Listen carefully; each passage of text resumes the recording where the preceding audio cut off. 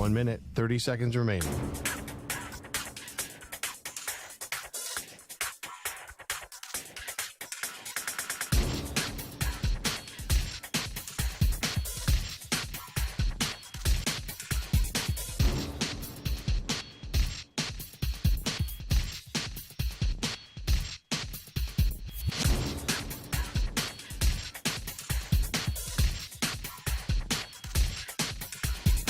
One minute remaining.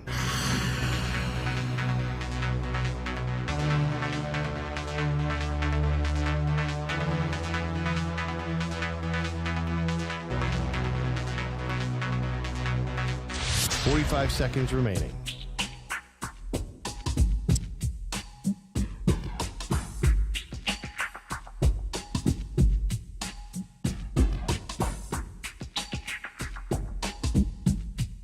Thirty seconds remaining.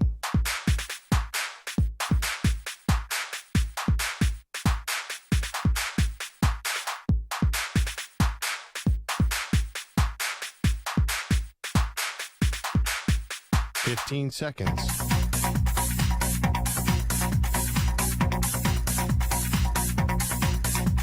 Break ends in 5 seconds.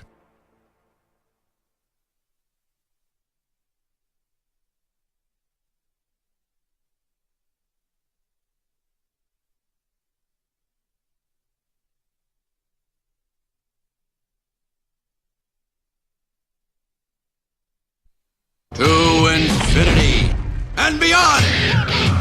He's live. He's nationwide.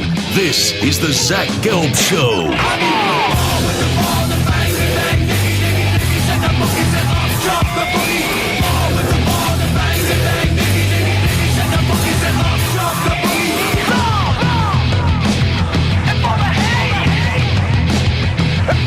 Here's your host, Zach Gelb.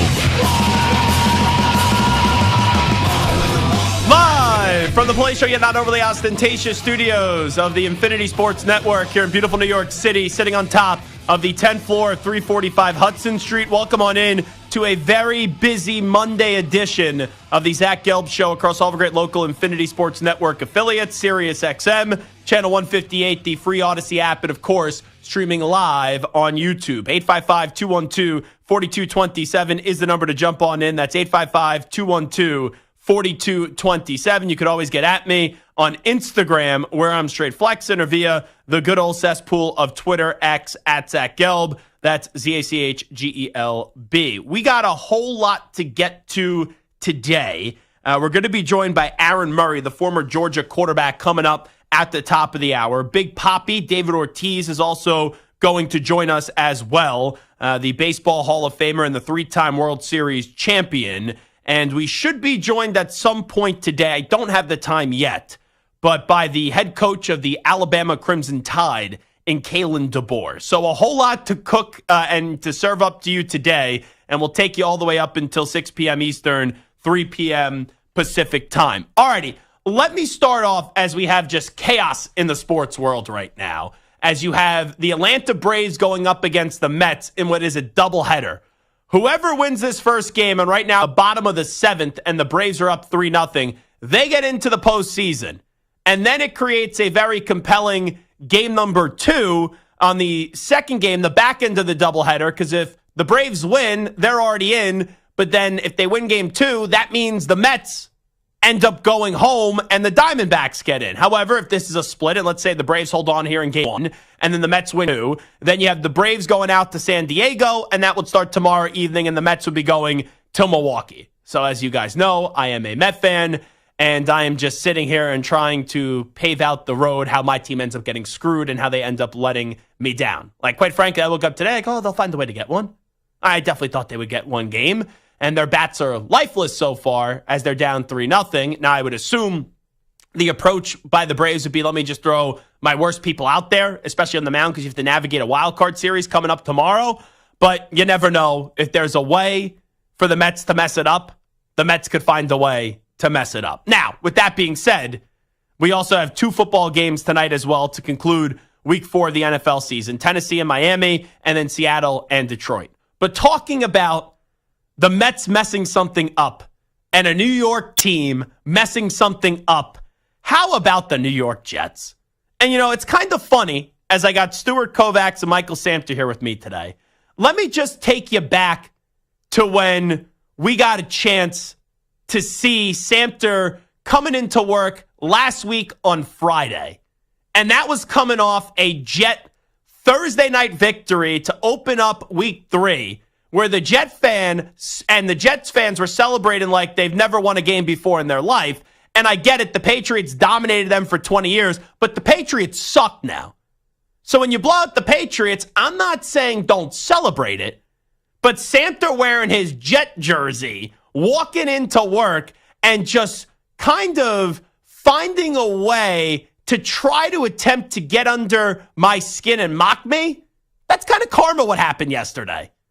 To the Jet fan that thought a week 3 game up against a dreadful Patriot team when your team was ass up against the 49ers, your team barely beat Tennessee, the highlight should not be blowing out the New England Patriots. But I will say this, my biggest takeaway from that Jet game in week 3 was that, hey, I thought the Jets in week 3 showed me one thing, and that was Aaron Rodgers, his mobility is back. That's what I thought, and that was the most encouraging thing. But then you look at what happened in week 4 up against a Denver Broncos team where at one point Bo Nix had -7 passing yards. I was watching the game. I had it on one of my TVs. I knew that things weren't going well for Bo Nix and the Broncos on offense. But when they put up on the screen that Bo Nix had -7 passing yards, I thought someone on the broadcast had a fat finger moment where they put a minus sign next to the 7. Because I could believe 7 passing yards. I didn't believe -7 passing yards. So think about that. Only the Jets can lose a game where at one point the quarterback for the other team had -7 passing yards. And Bo Nix finished the game with 60 passing yards. Like, I don't know about you, Stu. If I would have told you before the game that Bo Nix would complete 12 passes for 60 yards and have a touchdown, a passing touchdown, and Aaron Rodgers would have 24 completions for 225 yards, but no touchdowns, you would still think, oh, then the Jets had a big day on the ground, or the Jets, they were moving the ball, and then they at least punched the ball in with their running backs, right? That's what you would have thought when I tell you that Bo Nix only had 60 total passing yards in this game. Yes, I would have assumed it would be like a 24-7 win for the Jets. I would never imagine him losing to the Broncos. I thought for a second you were going to say the Nets, but the Jets and the Nets are kind of very similar. Where Kevin Durant walked in, I am God, I run the organization, I am the president, I am the coach, I am the star player, I do whatever I want. Same thing is being said with Aaron Rodgers. And we know that the Brooklyn Nets era for Kevin Durant was a disaster. And the Jets era with Aaron Rodgers, nothing you could do going back to last year. The guy got hurt 3 or 4 plays into the season. But to start off this year, that is a game yesterday where if you are a fan of the New York Jets and you could ask, how did this happen? The only reasonable and logical answer is it's the same old Jets. That's all you could say. You look at this roster and you look at the talent on this roster, there is no reason why when Bo Nix has 60 yards passing and at one point at -7 passing yards, that you lose that game.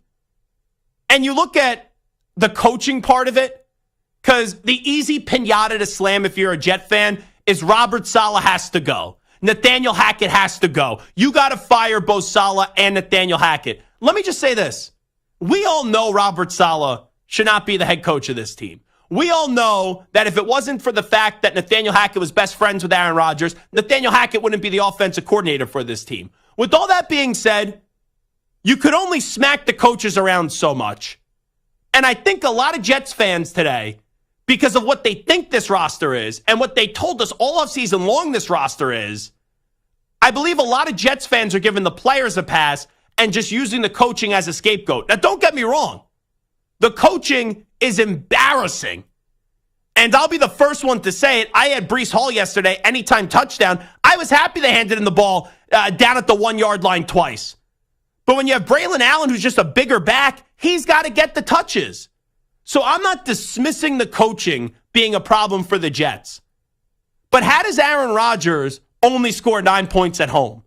How does your offensive line, when this was a revamped offensive line, look this poor yesterday? How does Breece Hall, my buddy Jake Asman, right, who does a Jet podcast and does shows on Sirius, he told me, I'll never forget this, before game 1 against the Niners, that Breece Hall is going to have a monster season, which I would get. But then he followed it up by saying, Breece Hall is going to be the best player on the field in that Jet 49er game. Now, we know that wasn't the case up against the Jets 49ers, but I think the most unbelievable number yesterday in that Jets-Broncos game is that Breece Hall only had 4 rushing yards, and his longest carry was for 3 yards. So he had 10 carries for 4 yards, and on one of those carries, it was for 3 yards. How does this happen? How does Aaron Rodgers only score 9 lousy points at home? How does Breece Hall only have 4 rushing yards? I don't care if the game was at home, on the road, or if it was played on Mars. 4 rushing yards for a running back like Breece Hall? Embarrassing. And then defensively, I know it's tough to get on the Jets defense yesterday because they only allowed 10 points in the game and they held Bo Nix to 60 yards. But this team, they can't defend the run. And not only that, they can't get a pass rush. It's one thing to abuse the Patriots offensive line. The Patriots offensive line is a turnstile in Penn Station pre-COVID. But when you look yesterday, all I heard from the Jet fan, all we need is competent quarterback play, and this defense is going to be great, and this defense is going to put the Jets in places they've never been before. Really? That Jet defense had a big goose egg yesterday in the sack department. 0 sacks against a rookie quarterback. And it wasn't even like Sean Payton dialed up the pass and was unbelievable and had this prolific passing offense. Heck, at halftime, I tweeted out, why the heck is Sean Payton coaching the Denver Broncos? This guy wanted the Chargers job. They kept Brandon Staley. And then he took the Broncos job because he's addicted to coaching. He didn't want Russell Wilson. And his master plan is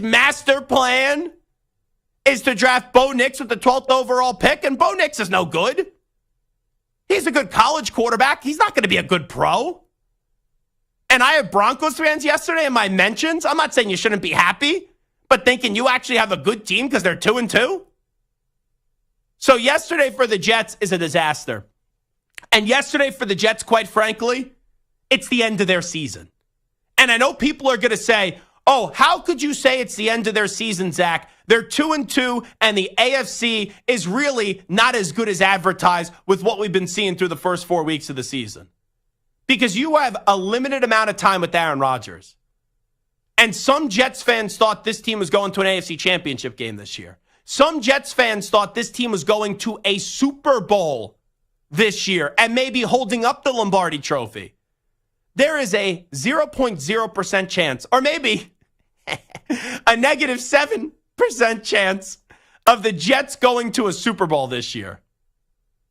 I said it from the start of the season. If everything goes right for the Jets, they maybe win a playoff game this year. I think this was a wild card team entering this season that could win a playoff game. But enough with telling me that this team is great. Because the defense isn't as great as advertised. The offensive line is still problematic. Breece Hall is a heck of a player, but he's had two dud games against the Niners and then up against the Broncos. It's clear, and this one shocks me the most, that Garrett Wilson and Aaron Rodgers, they can't get on the same page. And the coaching is terrible.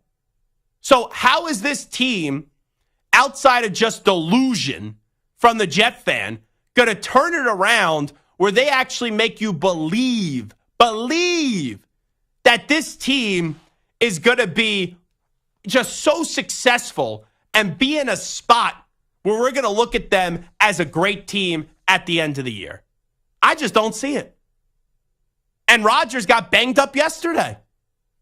So I don't even know where he's going to be at from a health standpoint. He was wincing in pain late in that game.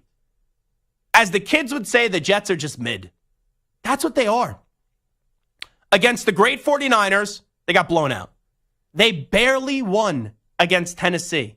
They smashed the Pats. If you can't smash the Pats this year, you're just not good. And then you play the Broncos with a rookie quarterback who at one point had -7 passing yards. He finished with 60 yards passing in the game. And even when you got gifted opportunities at the end, you miss a kick. And even if you won that game, what am I going to have my pom-poms on the air saying, oh, wow, here comes the Jets? And I get it. I would rather win a game than lose a game. But this team is just mid. And now here is the problem, too. Their next 2 games, the New York Jets, they're going across the pond. And I don't even know if they'll let Robert Saleh back on the plane if they lose this one. But they're going up against Sam Darnold, who I will raise my right hand and say this. I was wrong on Sam Darnold. I never thought there was going to be significant moments of praise this year for Sam Darnold and the Minnesota Vikings. They're undefeated. Honestly, I don't know, even though I think the players deserve a lot of blame, I don't know how you continue to employ Robert Saleh as the head coach if they lose this game to the Minnesota Vikings. And even if they win that game, the following week they go up against the Buffalo Bills, and I know the Bills just got embarrassed by the Baltimore Ravens, but I'll trust the Bills up against the Jets in that matchup. The Jets are just mid.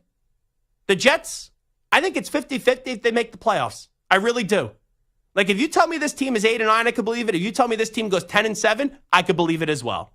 But yesterday's performance just shows you all this false hope that, like, Mike Greenberg was spewing on the ESPN and a bunch of other media members that are Jets fans as well.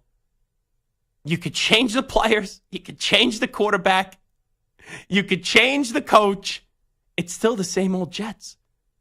Because a loss like yesterday happened last year. It was not supposed to happen this year, and it did happen this year.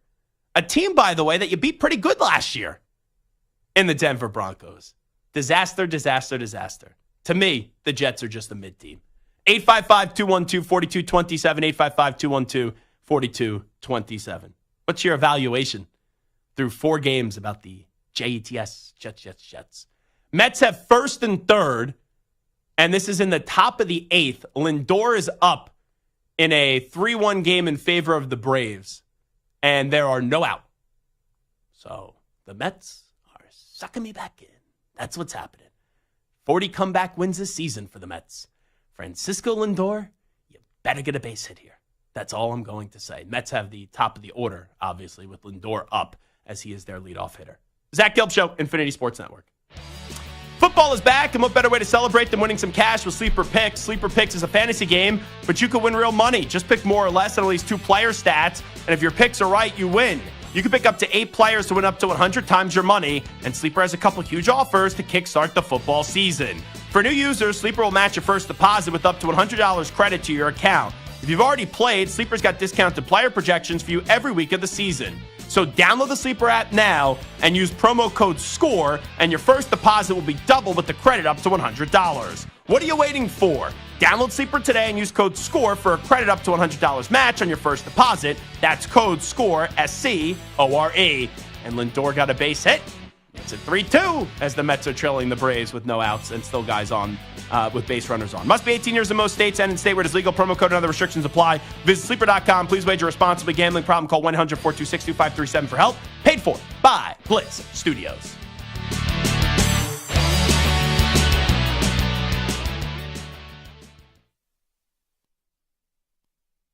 You're in a 4-minute break.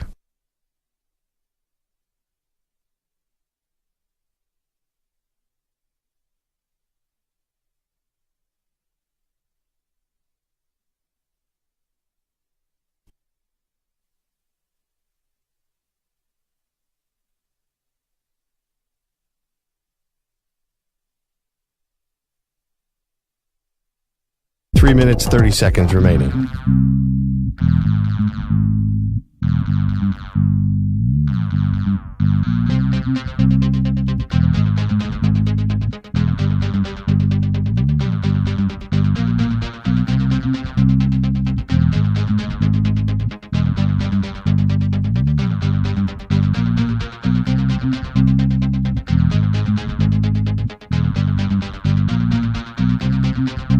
3 minutes remaining.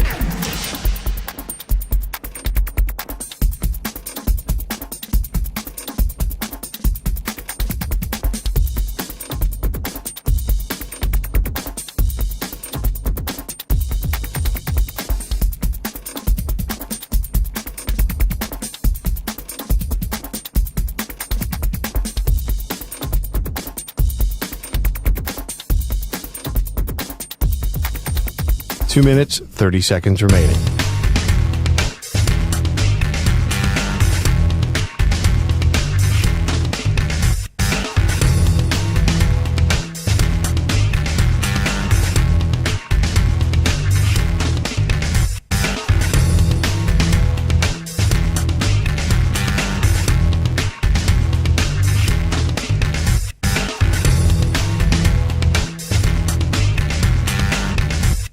Two minutes remaining.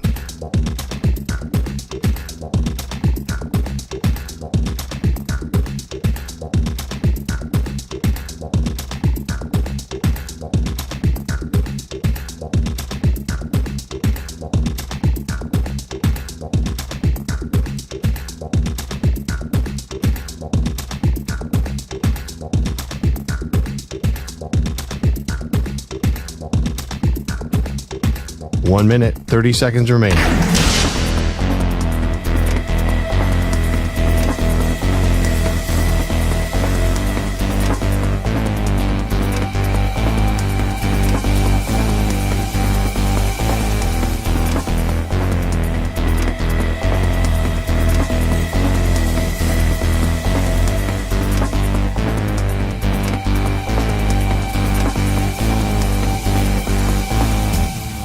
One minute remaining.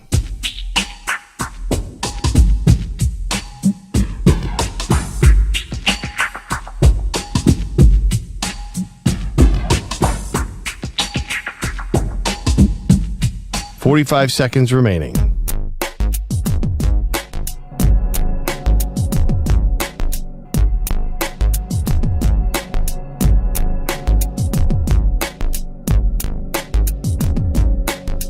Thirty seconds remaining.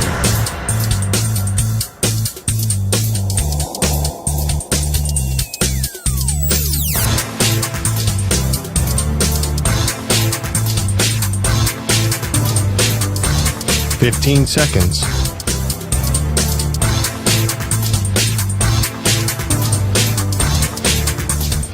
Break ends in 5 seconds.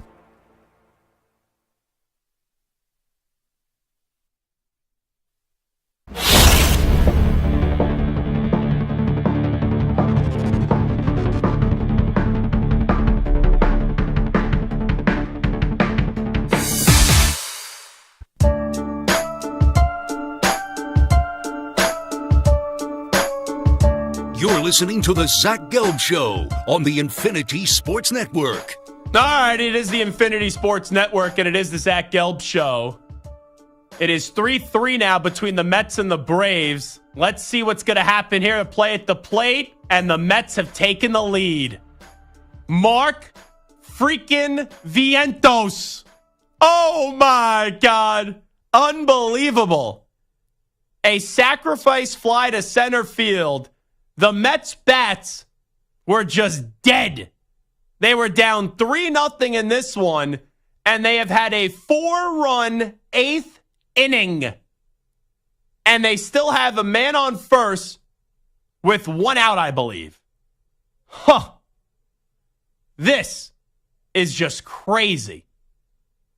We went from, in this game in the newsroom, discussing, all right, they're down 3-0. Just get through this game. You know, get as much as you could out of McGill, right? Put whoever in the bullpen. Don't use your relievers. To then this team has so much fight. When everything they're done, they find a way to come on back.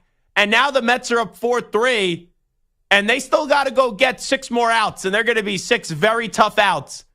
But it just shows you how baseball, it could change in a snap of a finger. Where now the Mets are doing whatever they can to win.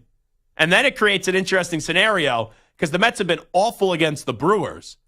So if the Mets win this game, big if, the Mets win this game. If they want to avoid the Brewers, they win the second game.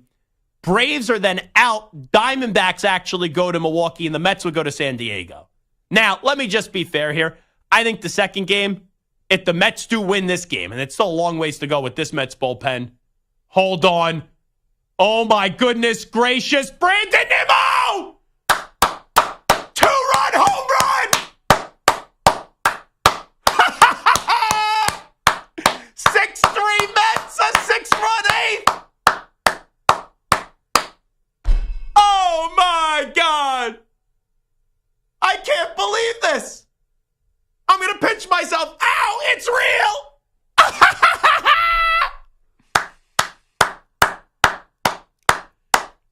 Oh, my God! I can't believe it.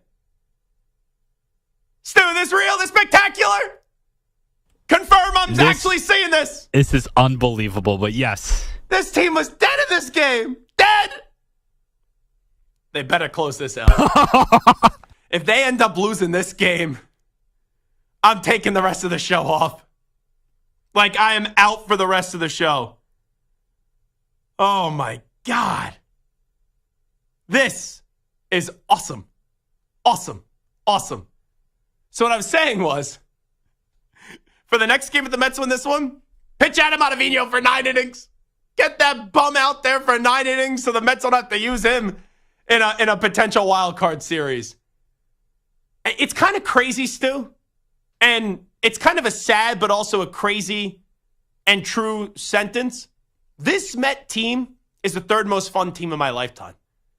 06, 2015, those are the two. And then this one. Like, the 2022 team became so unlikable in September because they were good, really good, and they were just lifeless down the stretch.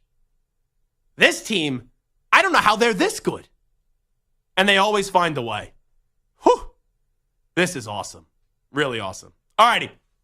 We got a lot of craziness going on down behind the scenes. So we got on the air with 2 scheduled guests. Aaron Murray at 4 p.m. Eastern time and then David Ortiz at 5:20 p.m. Eastern time.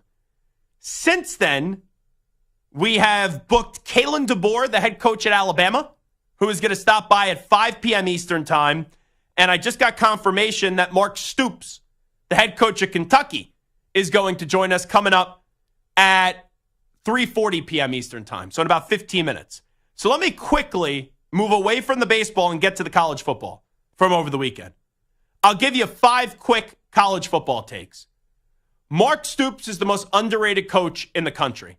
And A&M fans, I know you won over the weekend. I was hoping that you were going to lose because A&M fans wanted no part of Mark Stoops as their head football coach. This man has had 2 10-win seasons at Kentucky. He is a fine football coach, and I think he's the most underrated football coach in the country. Now, 2 weeks ago, he had a great approach for about 58 minutes against Georgia, and he lost to Georgia by 1 point. I did not like his decision to punt the football in that game. I thought you needed to be aggressive. But to follow that up 2 weeks later up against Ole Miss and to make Ole Miss's offense just look average and pedestrian was unbelievable. So that's a heck of a win for Kentucky. It's a heck of a win for Mark Stoops. And Ole Miss, there's still a road for them to get in the college football playoff. They only have 1 loss. We'll see now if they miss the playoff. Does that mean Lane Kiffin's back in play for Florida? But it's just one of those scenarios where we need to praise Mark Stoops. Next point. The Big 12, what we're seeing this year, is what we saw for years in the Pac-12. The Pac-12, whenever somebody would fall in love with one team, they would lose in the next 2 weeks. And Utah, right, was the team that, and originally before the season started, they were the favorite to win the Big 12. And then Arizona, who lost to Kansas State a few weeks ago after scoring the first touchdown, and then they allowed like 31 unanswered points. I said this on Friday, I liked Arizona to win the game because that's just what the Big 12 has now become. There's a bunch of good teams in the Big 12. I don't know how many great teams there are, but they're going to beat up on one another. It reminds me a lot like the Pac-12. Next one, Ashton Genty and Travis Hunter. If this continues and those two are not in New York for the Heisman Trophy presentation, something is severely wrong with the Heisman Trophy process. I'm not saying winning, but they have to be finalists in New York. And what Genty did the other night was just crazy. And don't tell me, oh, it's up against Washington State. Oh, look at the lack of teams that they're playing, the great teams. He was unbelievable up against Oregon. Sensational up against Oregon. But what he did the other night, 26 carries for 259 yards and 4 touchdowns, and you can't tackle the guy. Through 4 games, Ashton Genty has 82 carries for 845 rushing yards and 13 rushing touchdowns. And on the flip side for Travis Hunter, huge win. I think even more impressive than the TCU win from last year. I thought that was the most impressive win for Coach Prime in Colorado. Double-digit underdog, going to UCF. Malzahn, we know, is a good coach, and they smacked him. And Travis Hunter had an interception in the game and also had a touchdown in the game as well receiving. Hunter and Genty both need to be in New York as Heisman Trophy finalists. The Miami-Virginia Tech ending. I thought that game was going to be closer. Miami would just squeak out with the victory. That's what happened. I don't like how that was officiated. Now, let me be clear. I never thought that was a touchdown at the end of the game. But the fact they called it a touchdown, and when you watch it, you're like, oh, I really don't know. Like, you can't see that it's clear and obvious. I don't know how they overturn it. But it's weird. I didn't think it was a touchdown, but when they called it a touchdown on the field, I don't get how you overturn it. But that's one of those 50-50 things, the way that it goes. And then finally, how about Alabama? Alabama. So all week long, you heard me, Monday through Thursday, I said, I love Alabama in the game. And then Friday happened, and I was like, everyone likes Alabama. I'm starting to like Georgia. Here is the bet that I made on that game. I ended up going Alabama plus 1.5. I purposely stayed away from Alabama money line because I had a thought that this could be a 1-point game. And Alabama gets out to this ferocious start where you could just sense when they came out of the locker room, they wanted to show Georgia who's boss and who's the real kings of college football.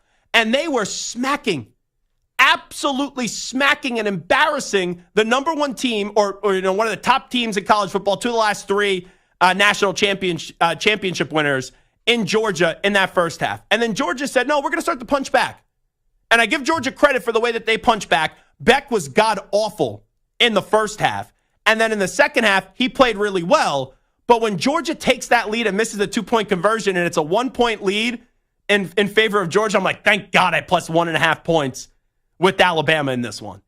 But then the response right away and the aggressive response, Milroe to Ryan Williams, who we talked about. He was born in 2007. He's 17 years old. And what he's doing as a freshman is just flat out stupid. And I mean that in a good way. So Alabama answers back. They get the 2-point conversion. They go back up by 7. And when Carson Beck and Georgia's driving, I'm thinking they're putting the ball in the end zone, and it's going to be, does Georgia go for 2 or not? Or do you play for overtime? And then the first half, Carson Beck showed up in the second half, and you had the interception, and Alabama wins the game. Here's the takeaway from that one. Jalen Milroe is better under Kalen DeBoer than he was under Nick Saban. And that, to me, shows that Alabama football is in great hands. Now, I'm not dismissing, obviously, what Nick Saban did. He's the greatest college football coach of all time. He is the standard. He is the king at Alabama.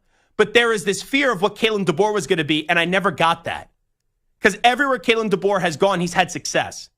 And he's an offensive wizard. So 4 games into his tenure at Alabama, and who knows what Alabama does this year. I had them losing the national championship game before the season started up against Georgia, and I want to see Georgia-Alabama again, and then maybe another time. I'm good seeing that in the SEC championship game, which I don't know if we'll see it, and then another time in the playoff. If we get 3 games between Georgia and Alabama, it's sensational. But it only took 4 games for Kalen DeBoer to have Alabama back on top, being number 1 in the AP poll, and also everyone talking about Jalen Milroe as the Heisman Trophy potential winner this year. That shows that Milroe is in a great spot under DeBoer, and Alabama clearly found the right guy to replace Nick Saban. All righty, this is Zach Gelb Show on the Infinity Sports Network. We got a lot on the table today. Mark Stoops, the head football coach of Kentucky, after their huge victory up against Ole Miss, he's going to join us on the other side. Aaron Murray's going to join us in hour number 2, and we will also have in the third hour of the show, how about this one? Kalen DeBoer, the head football coach at Alabama, and then Big Papi, David Ortiz, will stop by as well. Now, you heard me freak out and lose my mind in a positive way about the Mets. Well, We're going to hear that probably again as Marco Belletti is going to update you on this game and so much more. Here is El Capitan Marco Belletti with the Sports Flash. Infinity Sports Network Sports Flash. And Zach, we're sponsored by Progressive Insurance. Protect your family, your phone, and your furry friends with Life Electronic Device and Pet Health Insurance. Mets and Braves doubleheader in Atlanta decides the final two wild cards, and the Mets exploded for 6 runs in the 8th, turned a 3-0 deficit into a 6-3 advantage. Brandon Nimmo, the big one, the 2-run shot that capped off the 6-run rally. Jose Iglesias had an RBI single that tied things up. Mark Vientos a sac fly that put the Mets in front. But now they go into their bullpen to see if they can close out the final 3 outs. Winner guarantees a playoff spot. Mets with a 6-3 advantage on the Braves in the bottom of the 8th in Atlanta.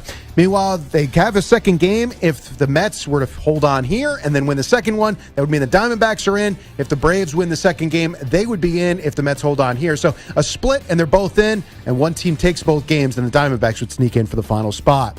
Giants turning to a 3-time World Series winner in Buster Posey, new president of baseball operations. You got a doubleheader for Monday Night Football, Dolphins and Titans, as Miami going Tyler Huntley at quarterback. Night ends in Detroit with the Lions hosting the Seahawks. Chiefs likely lost wideout Rashee Rice for the season with a torn ACL, and Hall of Famer Dikembe Mutombo has died after a battle with brain cancer. I'm Marco Belletti. This is the Infinity Sports Network. Follow us on X. Our handle is INF Sports Network. That's INF Sports Network on X.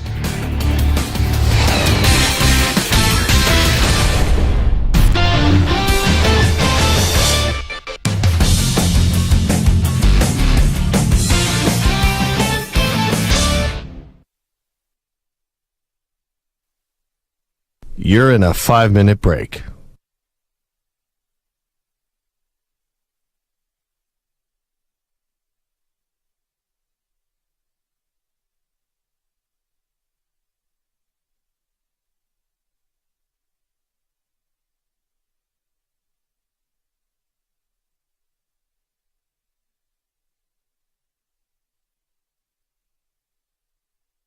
Four minutes, 30 seconds remaining.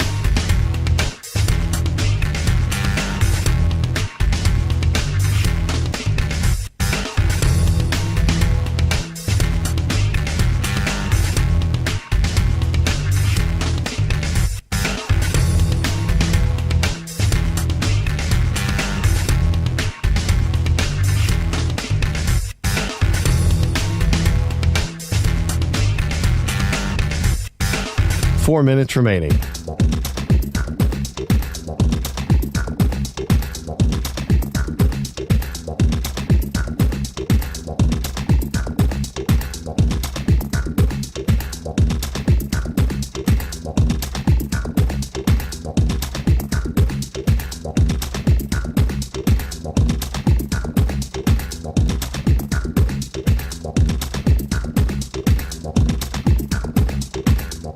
Three minutes, 30 seconds remaining.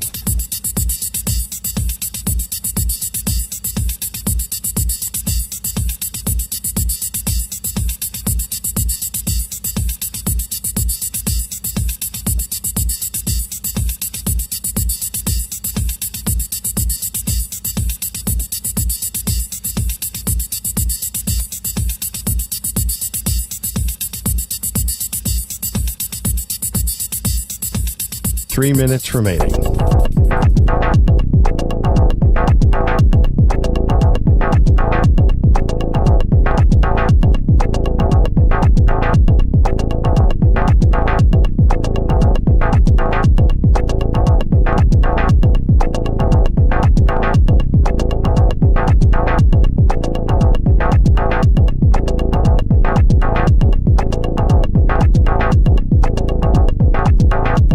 Two minutes, 30 seconds remaining.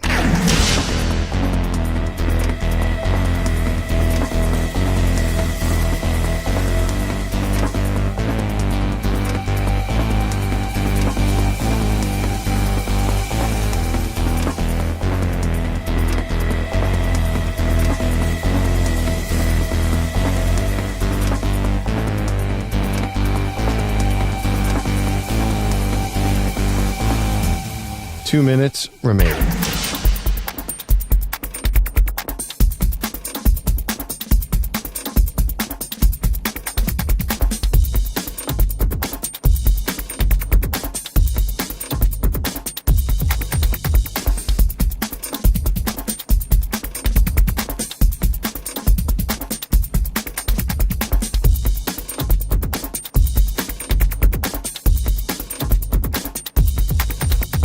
1 minute, 30 seconds remaining.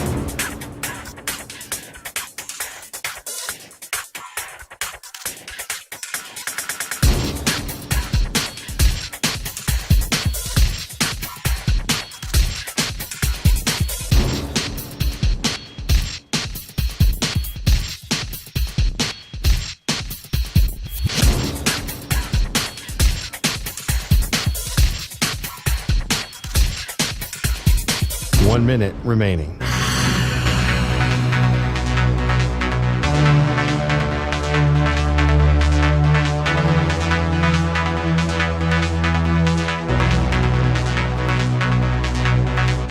Forty-five seconds remaining.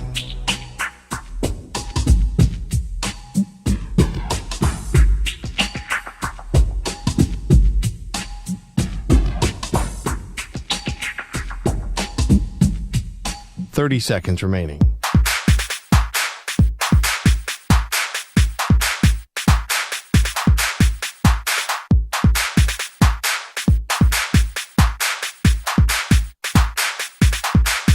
Fifteen seconds.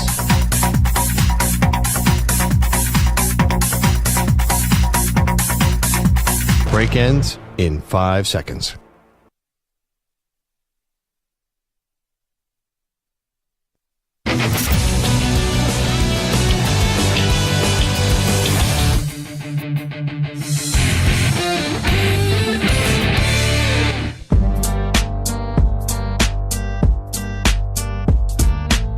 You're listening to the Zach Gelb Show. All righty, this is Zach Gelb Show on the Infinity Sports Network, and it's time to ask the pros, where the listener gets to ask us a question. It's brought to you by O'Reilly Auto Parts. Simply tweet your question at INF Sportsnet or at Zach Gelb using the hashtag #AskThePros. Be listening later in the show when we might answer your question. Think O'Reilly Auto Parts for all your car care needs. Get guaranteed low prices and excellent customer service from the professional parts people at O'Reilly Auto Parts. O'Reilly Auto Parts. Let's head out to the guest line right now. Very happy for my next guest. They had a huge victory over the weekend on Saturday, taking down number 6 at the time, Ole Miss, by a final score of 20-17. And that is the head football coach of the Kentucky Wildcats in Mark Stoops. Coach, first and foremost, congratulations. I would ask you how you're doing, but after Saturday, I think I know the answer to that one. So thank you for stopping on by. Yeah, absolutely. Thank you for having me. Obviously, yeah, it definitely feels a little different on a Monday after a victory like that. So very proud of our team, proud of the effort. I think we've gotten better and better, since week 2, and we've needed to. So it's been fun to see the team grow. You look at the end of that game, you guys take the lead, you're up 20-17. You know what Ole Miss can do on offense. They're coming down the field and they have to settle for a field goal attempt. You know what's on the line. When the kick was no good, just kind of take me through how you process that one, knowing what you guys were able to accomplish on Saturday. Yeah, it was, it's always dramatic fashion, right? For us, it was interesting because they, during that drive, we had them on a 3rd and long, and they called a completion on the field that was ultimately overturned. And so they converted a kind of a wild 4th and 11 off a scramble, a broken play. Off schedule play, completed a 4th and 11. And so, you're thinking to yourself, here we go again. We got to stop this dynamic offense for another 3-4 plays. And we were able to do that. It just, is a testament to our defensive coaches, the plan that they have, and our players seeing it all the way through. Just a couple plays earlier, late in the game, we had a defensive end, J.J. Weaver, run down the Jackson Dart on the far side of the field for a 3 or 4 yard loss. But those yards were very critical in this game, very critical to the field goal and what it came down to. So I thought our guys really played extremely hard and were relentless throughout the game. So, hats off to our team for playing so hard. It's a tremendous effort with that high-octane offense that Ole Miss has to hold them to 17 points. What did you sense from your guys defensively during the week, and what was kind of your message to them defensively during the week? Well, we knew and have great respect for Ole Miss. Lane is a tremendous coach, and they're always hard to defend. And especially at their place, they start extremely fast. They did, once again, in our game, they scored on the first possession, but it's hard once you get your cleats in the ground, kind of get a little bit of a handle on that tempo. So, we knew we had to weather the storm early, and we told them that. Our players did that. But, we had to win up front. We had to be disruptive and try to get them a little bit off schedule. But it's hard. They make it hard. They're a very balanced team. They know how to run the ball and make you play with numbers. And then they have some dynamic playmakers outside that you have to be able to win some one-on-one. So I think that was the big thing, was trying to be disruptive up front, be strong in the run game and not let them, be able to run and throw, So, for the most part, we handled the run game, pretty effectively, which gave us the opportunity to mix up some coverages. And our players just played. They made plays and they were competitive. And, Coach Brad White and our staff had a great plan, and the players played relentless. Mark Stoops here with us after Kentucky's huge victory, taken down at the time number 6 Ole Miss. You guys had that game up against Georgia where you lost by 1, and when you lose a game like that, I wonder how a team is going to bounce back. We know what you guys did up against Ohio, beating them 41-6, and then you had this tremendous effort on Saturday. What does that say about your team's resilience? Because after the game and how it finished up against Georgia, I was really wondering how you guys were going to respond and how tough a football team you guys ended up having. Yeah.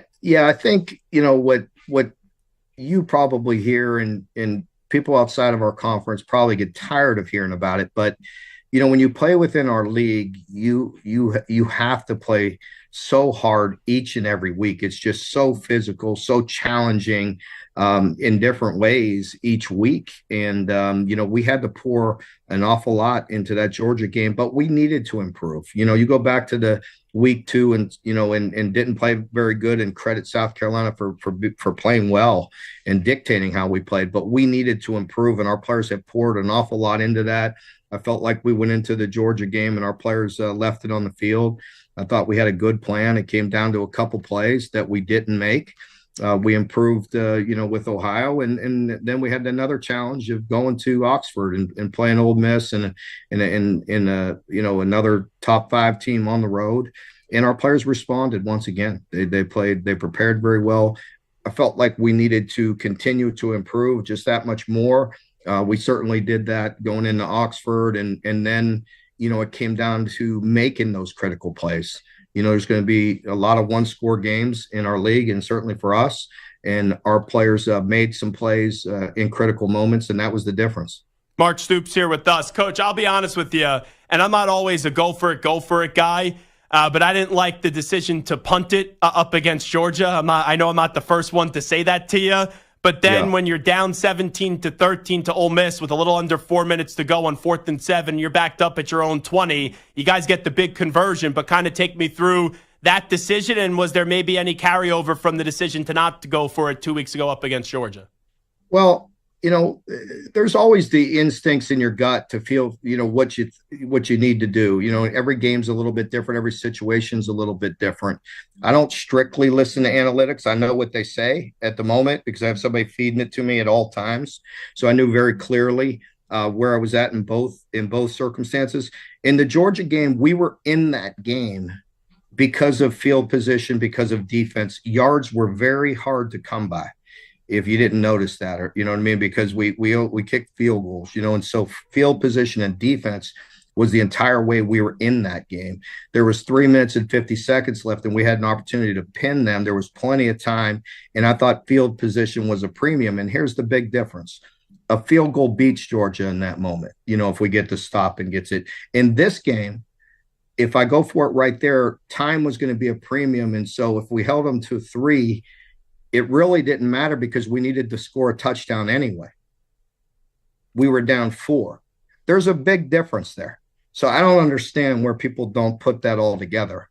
You know what I mean? And what they don't understand all those things. You know what I mean? But I mean, it doesn't matter to me. There's no outside influence. But if you really think it through in the Ole Miss game, you hold them we needed a touchdown either way. You know what I mean? So it was worth going for it right there. And time would have been in my favor then if we didn't make it. Mark Stoops here with us. Hey, by the way, were you guys surprised you weren't in the top 25 this week? I know you have 2 losses on the season, but you lose to Georgia by 1, and then you beat a top 6 team at the time in Ole Miss. Did it surprise you guys weren't in the top 25? I don't know. I really, don't even look at any of that stuff. I know our team's been playing very hard, and I think most people don't give South Carolina enough credit. I think when they saw, that they think, that we, I think people don't give South Carolina enough credit. That's a good football team. They took care of business, and we didn't play very good, and they did. Give them credit. But most people are banking everything on that because everybody has these preconceived notion of what teams should and shouldn't be. And so, I think, we play a extremely brutal schedule. We got to be ready each and every week, and that's just a fact. Yeah, and you don't want just this game to define your season and then the rest of it get away from you guys. I know you're off this week before you have Vanderbilt, but just where do you think your team is at with what you've seen so far through the first 5 games of the season? Well, I think that's the big thing. After week 2, as I just mentioned, the South Carolina game, I've seen a very resilient team. I mean, we bounced back and have to reload and play Georgia. We did that. I thought we improved a great deal, even though we didn't win. Our team knew that we went toe-to-toe with a great team and improved. You want the end result to be a win, but bottom line is I want to see our growth. I want to see our team keep on improving. We did that. And then we took care of business versus Ohio, which we don't always do sometimes, and we knew that was a very good, very well-coached team coming off, winning 10 games 2 years in a row, winning bowl games 2 years in a row. They know how to win. They know how to coach. And our team went out there, took care of business. And then we needed to take it a step further and go on the road and beat a great Ole Miss team. And, we made some improvement. Right now, it's a time to reflect a little bit on the good things we've done through the season, the areas where we fell short. We got to get our health right, and we got to prepare for the middle part of the season. So there's a ton of work to be done. As soon as I jump off here with you, I'm going out on the practice field, and we're going back to work. The last thing I'll ask you, the state of your program. Through the years, I always appreciate you when you come on. I just said before you got on the show, I think you're the most underrated coach in the country. You had 2 10-win seasons at Kentucky. Things have been really going well for you guys. I know you probably won't comment on this part. I thought what the A&M fans did to you this offseason was absolutely disgraceful, and I just didn't understand what they were seeing. But a win like that and what your program has been the last few years, just what does it say about not only the present of Kentucky football, but obviously the future? Well, I mean, I'm very proud of our team and the work that we've done. Everybody wants to win a few more games, and that's the bottom line. But, our team, plays. I've been proud of the way we've responded. Everybody's going to get knocked down. You know what I mean? For the most part, you're going to get knocked down through the season. It's not a matter of, when or if or how you get knocked down. It's about the way you respond. And I've been proud of our coaches, proud of our team, the way we responded, the resilience that we have, and to go on the road and beat that team just shows the character and the toughness of this team. And that's what I'm proud of. And that's what's able to, for me to have the sustained success that we've had. It's not easy. It's not easy here at Kentucky. It's not easy at any school in the SEC, and a lot of other places. But we just continue to put our head down, work hard. I feel very blessed to be the head coach of Kentucky for the 12th season. And we're going to continue to try to improve here throughout this year. Coach, happy for you, happy for your program. Heck of a win on Saturday. Thanks for doing this. I appreciate you. Thank you. There you go. Mark Stoops, the head football coach at Kentucky. And, just what a win that was. And not only that, I'm doing the interview and then I see what's going on in the Mets game out of the corner of my eye. The Mets, they find a way to have this epic comeback. And as coach is giving me this answer, right, about the decision to go for it there and why he didn't 2 weeks ago, the Mets just choked this game. They choked the game. Are you kidding me? So it wasn't like I wasn't listening to Coach, but I was distracted because the Mets just had this great comeback. They were down 3-0. They put up 6 runs. 6 runs, they're up 6-3. And now as we're in the top of the 9th, the Mets are down by a run. I can't believe it. Stu, that's why I was like, because I know he was like I don't think he was being combative, but he was just like, defending himself in the decision. I'm like, hey, what about not making it in the top 25? Because I'm sitting there and I'm just like, I want to listen to you, Coach. I want to hear your answer. But out of the corner of my eye, I see my baseball team just puking it up. So it's 7-6. In favor of the Braves. 1 out in the top of the 9th. And I saw Coach Stoops. He was hanging around there after the phone call a little bit. And when I'm explaining that, he's laughing in my face. And I get his point. Like, they're two different decisions. I still thought he should have elected to go for it up against Georgia. But no, I don't think he went for it against Ole Miss because he didn't go for it up against Georgia. They are two totally different situations. Oh, boy.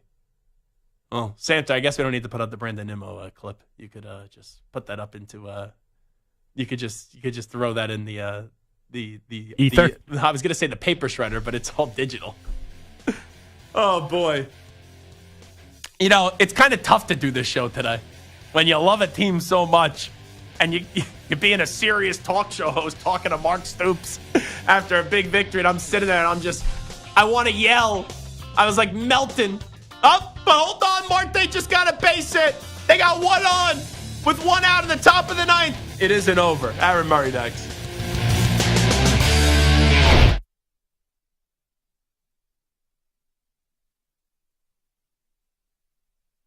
You're in a 5-minute break.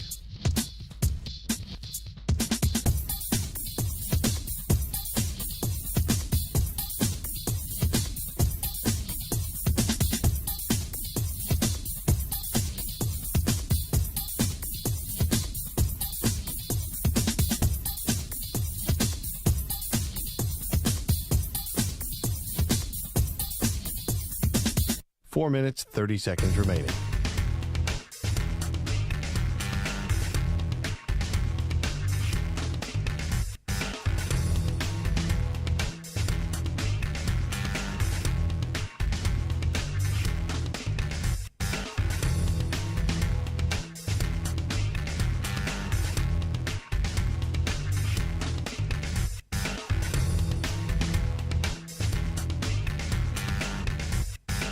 Four minutes remaining.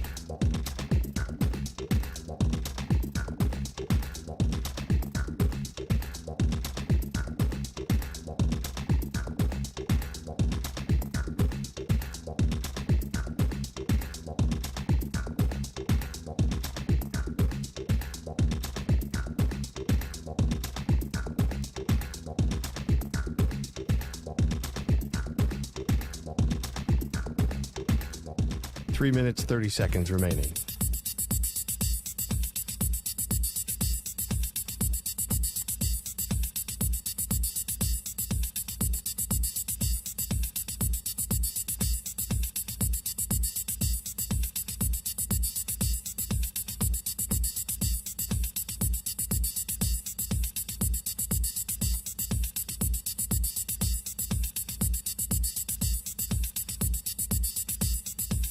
Three minutes remaining.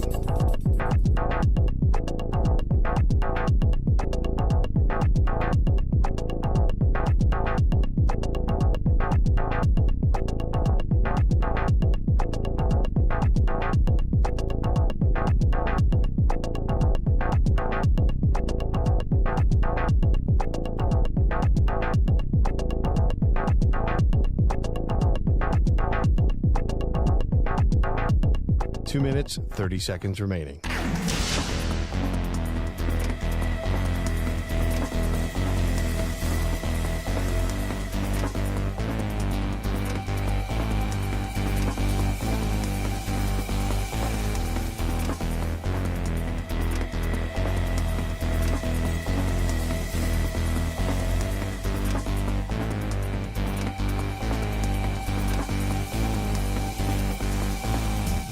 Two minutes remaining.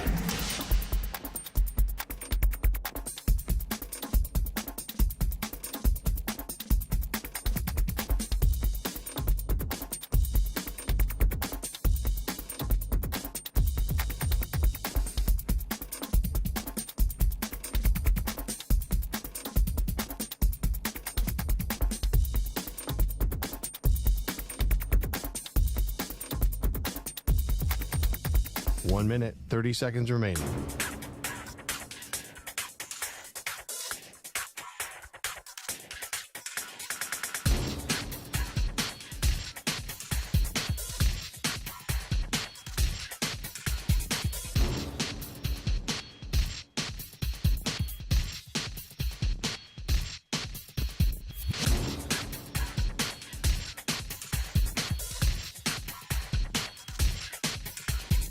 1 minute remaining.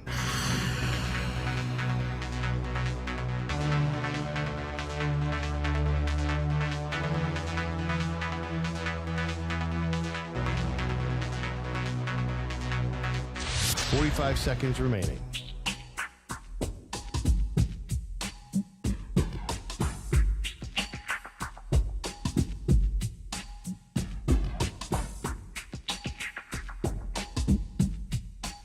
Seconds remaining.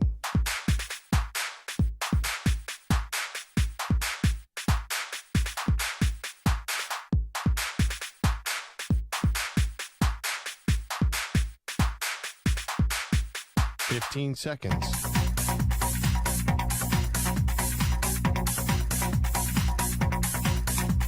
Break ends in 5 seconds.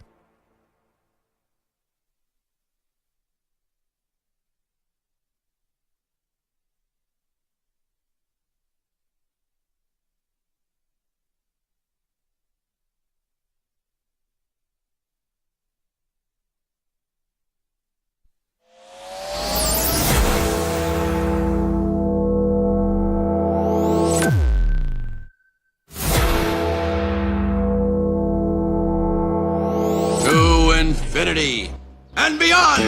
He's live. He's nationwide. This is the Zach Gelb Show. Well, folks, this has been a crazy show so far. Mark Stoops just joined us. And at the time when Mark Stoops joined us, the Mets were up 6-3. They were trailing the Braves 3-0. The Mets scored 6 runs in the 8th. And then Mark Stoops comes on. And when I'm talking to him about some of the decisions going back to the Georgia game, then also what happened in his great victory up against Ole Miss, I see the Mets just slowly melting down. And they were down 7-6 at the end of that conversation with Mark Stoops. As we go to the break, I told you Marte hits a base hit. Well, Francisco Lindor hit a 2-run shot. And now the Mets are still up, or they've taken the lead back. They're up 8-7 against the Braves. The Braves have found a way to get through the rest of the top of the 9th, and we'll see who the Mets will throw out there for the bottom of the 9th as they need 3 more outs. The winner of this game goes to the postseason. The loser will then have to win Game 2 of this doubleheader if they want to see the postseason. If whoever wins Game 1 also wins Game 2, then the Diamondbacks get into the postseason. So how about that? I thought during the Mark Stoops interview, I was about to just walk off the air. Not anything Coach said. It was just because the Mets were imploding, and then they had that big Lindor home run, the 2-run shot during the commercial break. Talk about emotions. How about that Alabama-Georgia game? Alabama took it to Georgia in the first half. Then Georgia shows the heart of a champion in the second half, and they took a lead briefly before you had the big connection from Milroe to Ryan Williams. And then Georgia was driving. I thought, maybe they're going to go for 2 if they score. And then Carson Beck, unfortunately, if you're a Georgia fan, threw a pick. Let's go out to the guest line right now. Welcome in a man that covers college football. It is a sensational job and is also a former Georgia quarterback. And that is Aaron Murray. Aaron, I appreciate you hanging with us through the last 2 minutes as I explained all my crazy sports fandom and what's going on when I'm on the air and I have the Mets game on to the right of me. Don't worry. I live in Atlanta, so we're right there with you on the opposite side with the Braves, stressing everyone out here. In Georgia, unfortunately, it looked like pretty good start the 8th, up 3-0, and then just the Mets, man, come on. So we'll see how they finish off. They can't win this one. Hopefully, they win the second game later on this afternoon. There's still 3 outs with this Mets bullpen. You guys could still win the game by the end of this conversation. Then I may never bring you back on the air again. Nothing that you did wrong, of course. Let me start off with Bama. Just the start of that game, like when I saw Alabama. And maybe I'm looking too much into it, but when I saw them coming out of the locker room, it looked like they had something to prove. We know Nick Saban no longer there as the head coach. Kalen DeBoer taking over. It's a new era of Alabama football. The motivation from that team, from the locker room to when the ball went up in the air and what they did in the first half was really unbelievable. Oh, it's unbelievable. And let's not forget, though, like Alabama is the second most quote unquote talented team in America behind Ohio State when it comes to this whole blue chip ratio thing. So like we act like just because Nick Saban's on the sideline that this team is not elite. And I think they knew that. I think that's part of the chip on the shoulders. Like, hey, you guys think we've won for a decade plus just because of Nick Saban? Like, yeah, that's a big factor. He's the greatest coach of all time. but we've won because we have elite talent on both sides of the football. We are, and we believe, the most talented team in all of college football. And they came out with the energy. Williams Brice was not Williams Brice, but now Saban Field there was popping. It was electric, and they took that energy from the fans and what Jalen was able to do with his legs and his arm early in the football game, and seemed like they're going to run away with it. If they look like that and play like that, and Jalen is as efficient as that, they're going to be tough to beat. And I love what Kalen DeBoer has done with him this season, and saying, hey, we went back and watched the tape last year. What got Alabama's offense into trouble was Jalen trying to be at times too much of a passer, sitting in the pocket, a ton of sacks. Well, this year, guess what? We're going to develop you as a passer, as we've seen to the first part of the season, but we're going to have more quarterback design runs for you, more opportunities for you to run the football. And I think it's been great for this offense. I think Jalen's done a good job of protecting himself, not taking too many direct shots, and obviously showing off his athleticism and why he's the most athletic player on the football field at times. So they've been great offensively, man, no doubt about it. And unfortunately for Georgia, just one too many big explosive plays for the Tide on Saturday night. Yeah, and I'll admit it. Hey, I'm extremely biased here. I've known Kalen DeBoer since he was at Fresno State. He used to always come on the show, so I've always been a big fan of his. But I know it's never easy to replace a Nick Saban. He's the standard. I never got some of the pushback and the disrespect this offseason directed towards Alabama. And it's like after 4 games, they're the number 1 team in the country.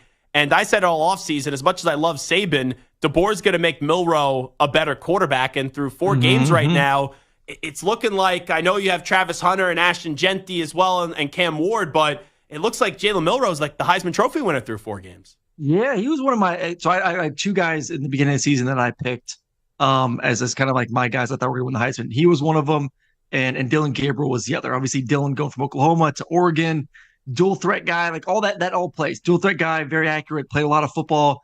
Oregon and what they do schematically fit well. So I thought, and he is going to have a big year. He'll be in the conversation.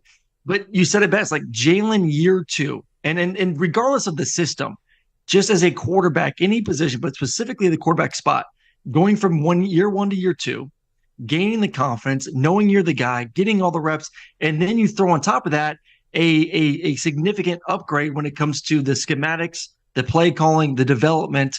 And that's not Nick Saban's baby. Nick Saban's a defense guy. Nick Saban's a head coach.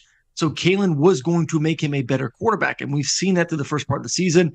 The USF game was not his fault by any means. The offensive line, bunch of backups, they were pretty bad and just unable to get a rhythm offensively till pretty much to the fourth quarter. But what you've seen from him, fundamental wise, running wise, some of the throws he makes intermediately, like in the football game, Georgia early on was bringing some inside pressure. So they were bringing like 2 linebackers, cross dog blitzes, all that good stuff. He was seeing it, seeing the windows, seeing the 5 to 7 yard throws, and bam, ball is out now. No hesitation, no waiting, just ball is out, perfect location, catch. The guy's able to turn that 5 yard catch into a 10 yard catch, 15 yard catch. Where last year it was big play or bust. It was a big play or a run. This year you're starting to see all of a sudden a guy that can throw the deep ball, obviously, a guy that's taken the 5 to 10 yard gain, and then a guy that can run the football as well. And brings me back to my original point of, if he continues to develop, and this is only game 4 for him in this system, if he continues to progress like this, he will win the Heisman, and Alabama will probably win a national championship. You talk about development. It's kind of scary as well, Aaron Murray. How much more development can Ryan Williams do? Because at 17 years old, what I'm seeing right now, and I heard Saban 2 weeks ago compare him to Amari Cooper and say he's one of the more mature young adults that he's ever met. I don't even know what the ceiling can be for this guy, because what I've seen early on is just flat out like ridiculous. It's the moment wasn't too big for him either. For a guy to he is the moment team yeah, he is for someone to make the plays. Like the post route over Malachi Starks, who's a premier safety in all of college football.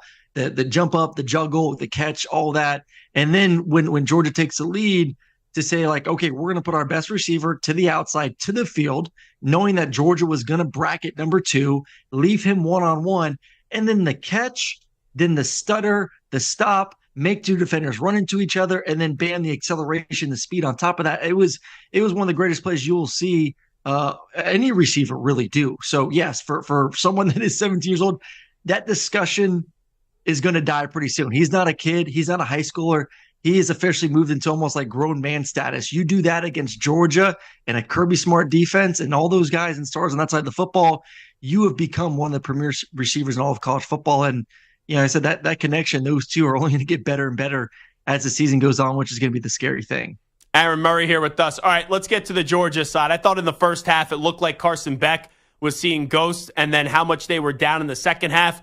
He really put on an impressive performance, but then with the game on the line, he throws the interception. What is Aaron Murray's evaluation of the Georgia quarterback and Carson Beck? It's been a rough 2 weeks, man. Go back to the Kentucky game, was not great. This game, the first half, it was a mixture of everyone. I thought the offensive line actually played well for Georgia. Going back and watching tape, I thought they pass protected well. I thought when Georgia was committed to running the football, I thought they did a pretty good job. So like the big boys up front did their job. This was a game where the receivers and quarterback did not do their job, at least for the first 2 quarters of the football game. Drop passes. Second play of the game was a 50-yard bomb that should have been a completion. All of a sudden, this game could have, not completely swung, but would have slowed down some of that momentum that Alabama was able to create on their first possession. That was dropped. Then the cover 0 perfect check to a tunnel screen that could have been a big play. Receiver goes and blocks instead of runs, and it turns into an interception. So, not all on Carson, but there was probably, 5 to 10 throws that were on him. A couple of interceptions, not holding the football, fumbling it. Little things that a guy that is going to be projected to be a number 1 to number 3 quarterback taking an NFL draft who has played a lot of football should not be making, especially against a secondary in Alabama. That was their weakness. That was vulnerable. And you saw them exploit that there in the second half. So it's been a theme for Georgia this season. Start off slow, second half, they make the comeback. You saw it versus Clemson. They didn't make the comeback, but it was 6-0, 6-3, whatever it was. They ended up pulling away, having a great second half. Kentucky, not very good in the first half, end up doing their thing, winning in the second half. Alabama, horrendous first half, turn it on and have an opportunity to win the second half.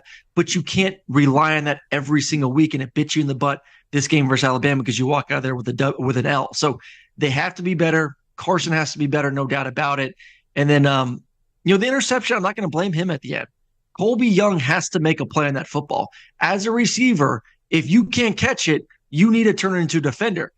I'm not blaming Carson on that. I'm blaming Carson 2 plays before that. Similar play, one-on-one with Colby. He predetermines he's going to throw a back shoulder.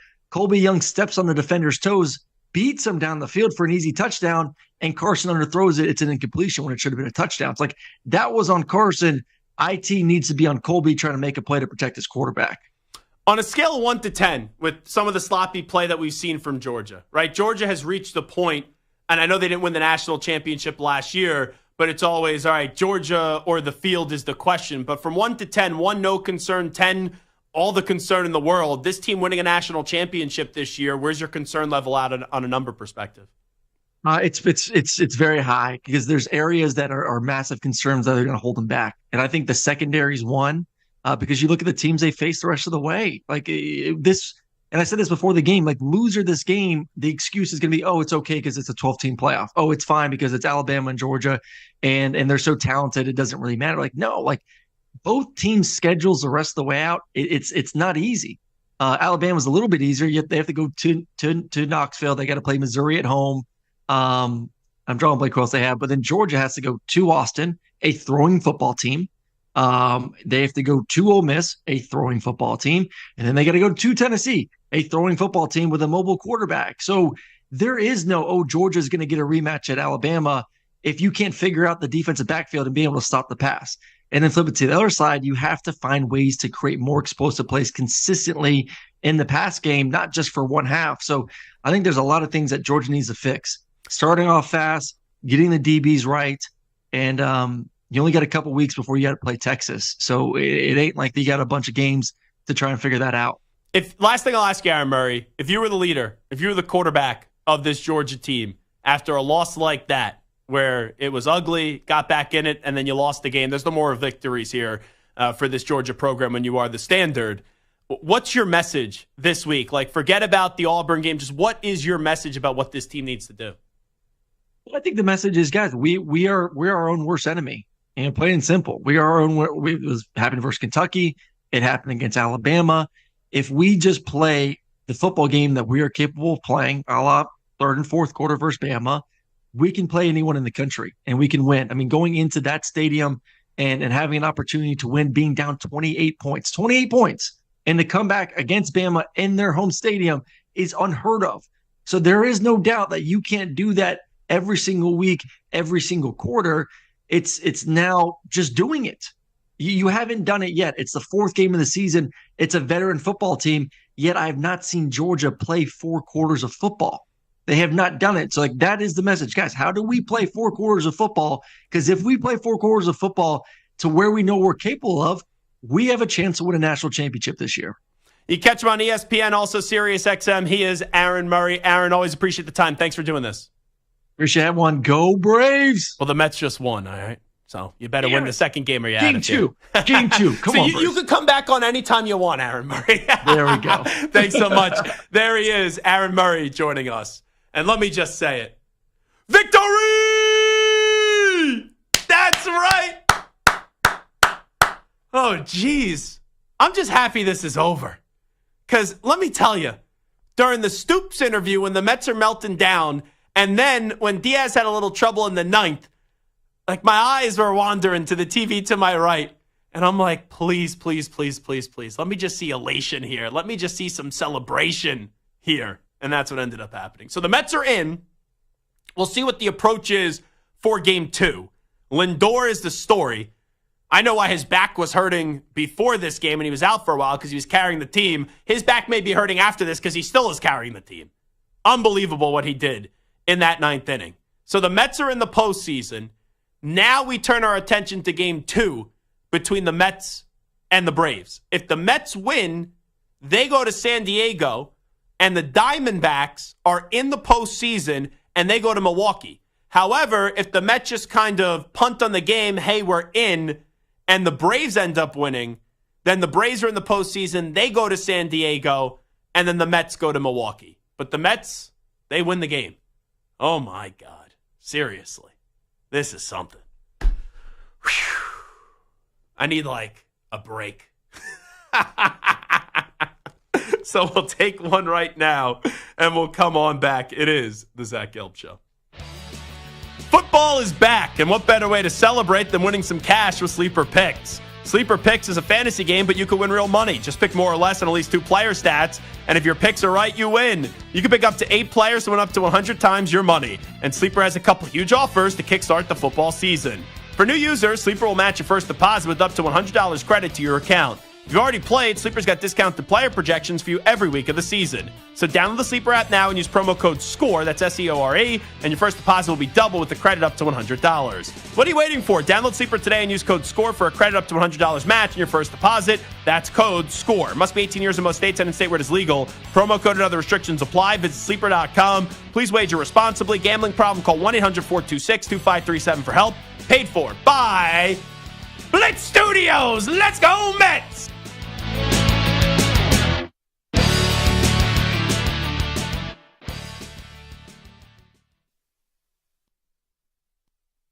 You're in a 4-minute break.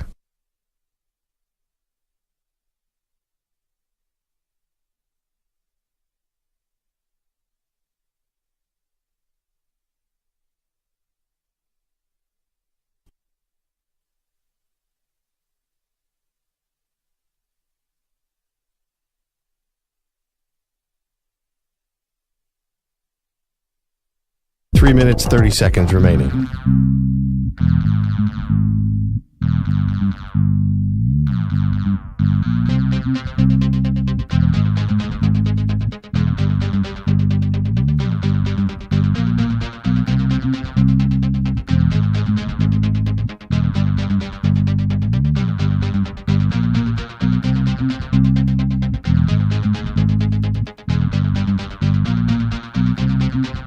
Three minutes remaining.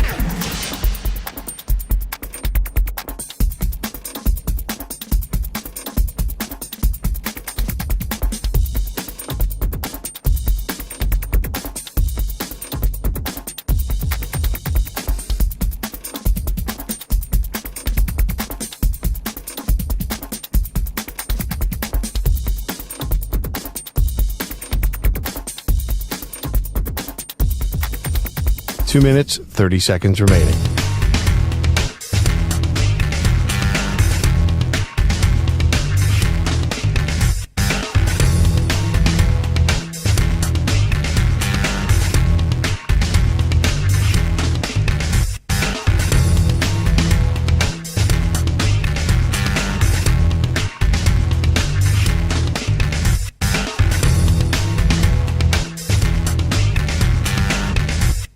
2 minutes remaining.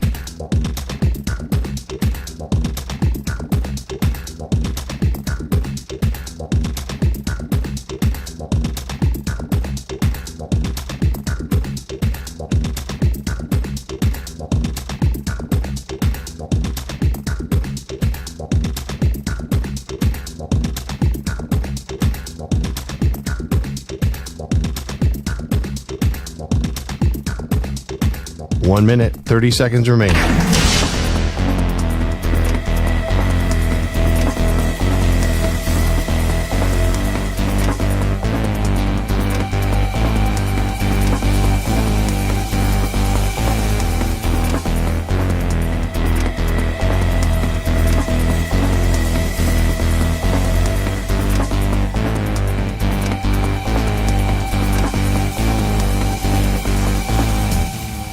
One minute remaining.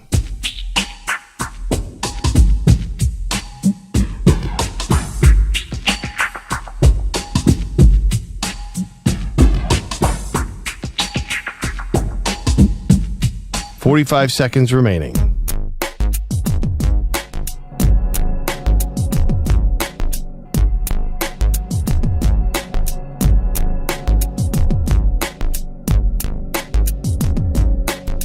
Thirty seconds remaining.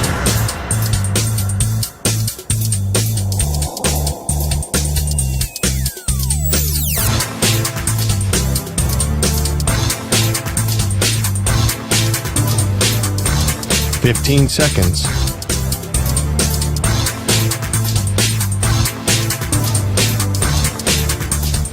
Break ends in 5 seconds.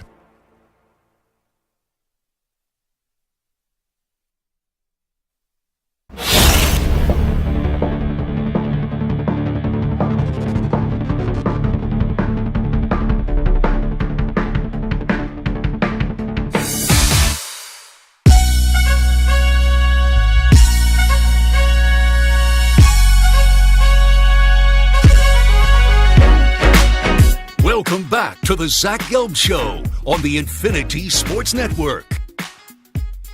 Mike McDaniel in the YouTube chat. I don't think that's the coach of the Dolphins. I'm just going to go out on a limb. I'm reading the comments now. He was like, Zach is eyeballing the Mets during this interview. You bet your ass I was. You know, when we didn't stream the show, you'd have no clue what's going on. You just hear what's going on, so you don't know what I'm doing, how I look, anything that's going on. That would have been easier to navigate, but I was cognizant of the fact there's a camera in front of my face, and I was definitely looking off to the right as I was watching the New York Mets and trying to intently listen to Aaron Murray. But I will say, Stu, Mark Stoops and I will always have a bond because he is defending his case passionately about the Georgia situation and then what happened up against Ole Miss. I was dead inside as the Mets choked up that game. But that's this New York Mets team. They have been counted out. I think I counted them out 6 games into the season. And there's been like 30 moments where you're like, this team's dead. That's the final straw that breaks the camel's back. And they always find a way. And this is the perfect way to clinch a postseason berth. The perfect way. You down and out, down 3-0. You make us believe you go up 6-3. Diaz in the bullpen implodes. And then Francisco Lindor, who is just a New York Met god now, finds a way to hit a 2-run jack and then a little traffic in the 9th. But Diaz, you put him back out and they get the job done. You know, wow. That was crazy. I got to catch my breath. I really do. Ty in Boise says, Mets win, Mets win. Cover the studio in plastic and break out the champagne. You know what? They did have a watch party today in the Performance Center, and there were some really good tacos that they had. If we got champagne, yeah, I'll drink on the air. I don't know how it'll end up sounding when we bring on Kalen DeBoer at 5 p.m. Eastern Time and Big Papi at 5:25 p.m. Eastern Time. But geez Louise, that was something. That was something. So the Mets are in the postseason. They defeat the Braves 8-7. And now the strategy here for the doubleheader, I think, is fascinating. And we'll get to the football in just a second. But the strategy here, do you go for it and knock out the Braves? The Mets have struggled against the Brewers big time this year, only winning 1 game. And do you go out to San Diego, another team that a few years ago, knocked them out of the postseason? Or do you just say, hey, we won. Let the Braves have this game. We'll pitch, the bottom of the barrel guys, whoever, and we'll get back on a flight to Milwaukee. I was talking to Hickey during the break in the newsroom, and Hickey goes, win this game, put the Braves out of their misery. Like I heard Hickey's reactions through these soundproof doors. I walked out when Nimmo hit the home run. He picked up a chair, I saw it, and threw it across the room in elation. No, he didn't. Yeah, I swear. He just said to me during the break, he goes, I need to apologize to people. That's the most unprofessional I've ever acted here. So if that was in a positive moment when the Mets blew the game, what was the reaction? I feel like when the Mets do something positive, Hickey is like over the top elated, but then when it goes against him, he just sits there in silence and just like slams his head into the computer. But Hickey thinks they should go after the Braves here. I actually think you got the win.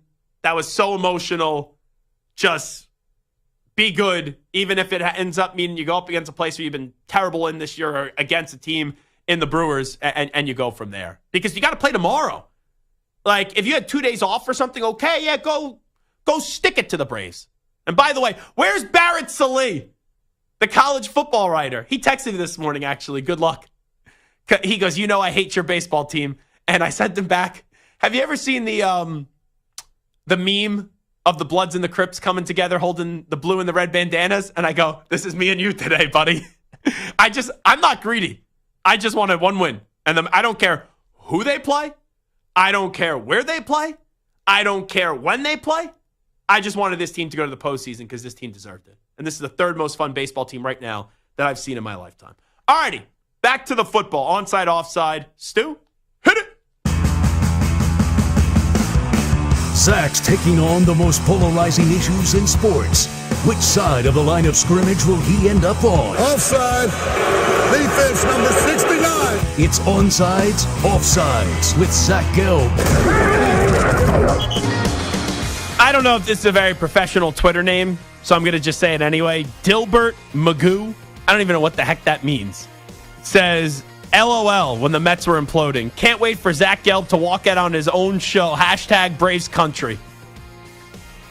Uh-oh. Hey, Dilbert, you lost.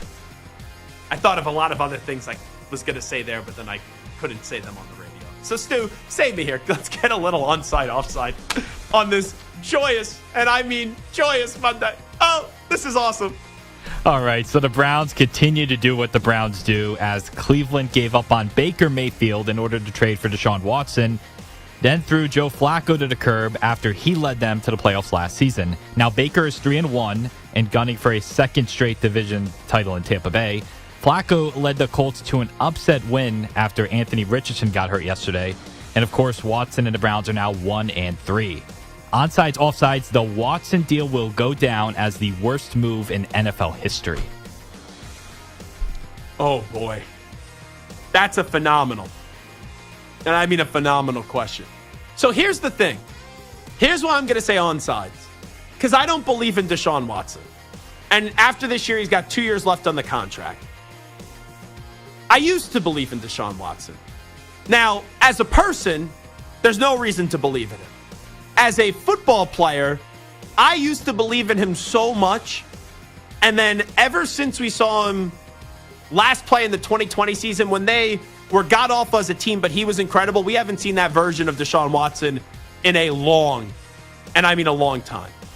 So sometimes, like Stu, you know this, you make a deal and it's just a terrible contract.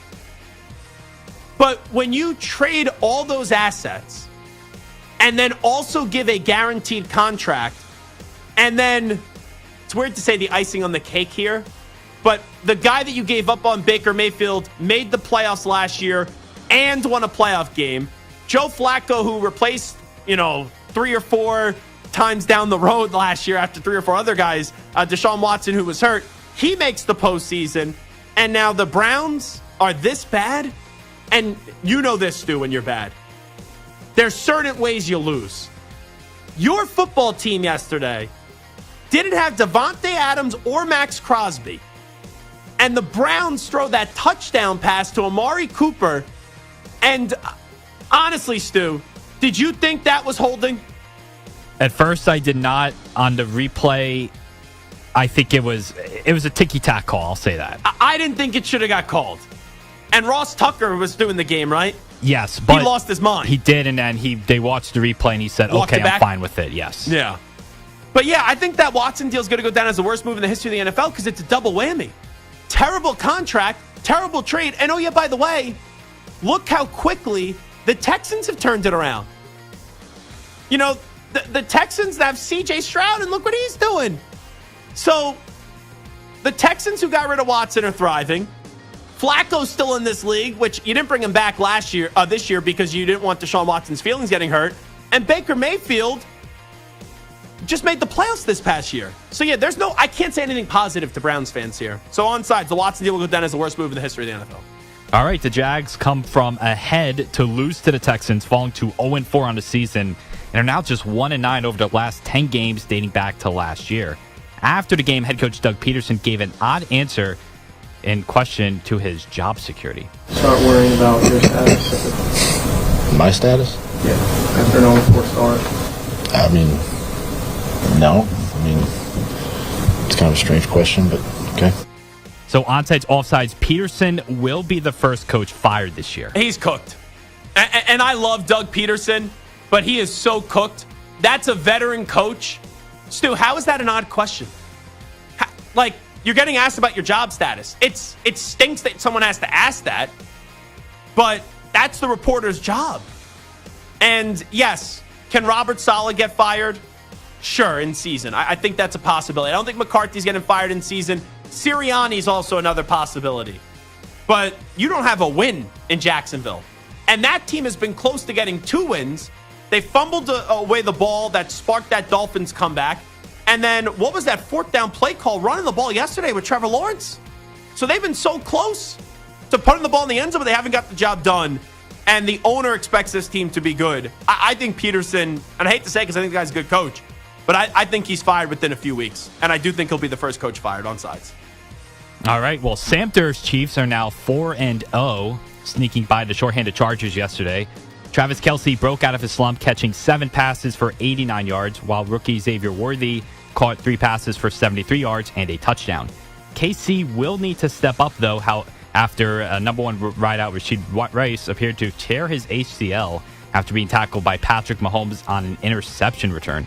Onsides, offsides, the Chiefs can still win the Super Bowl this season without Rice. Yes, on sides, because you have Patrick Mahomes. And I know the Chiefs haven't even played all that great this year.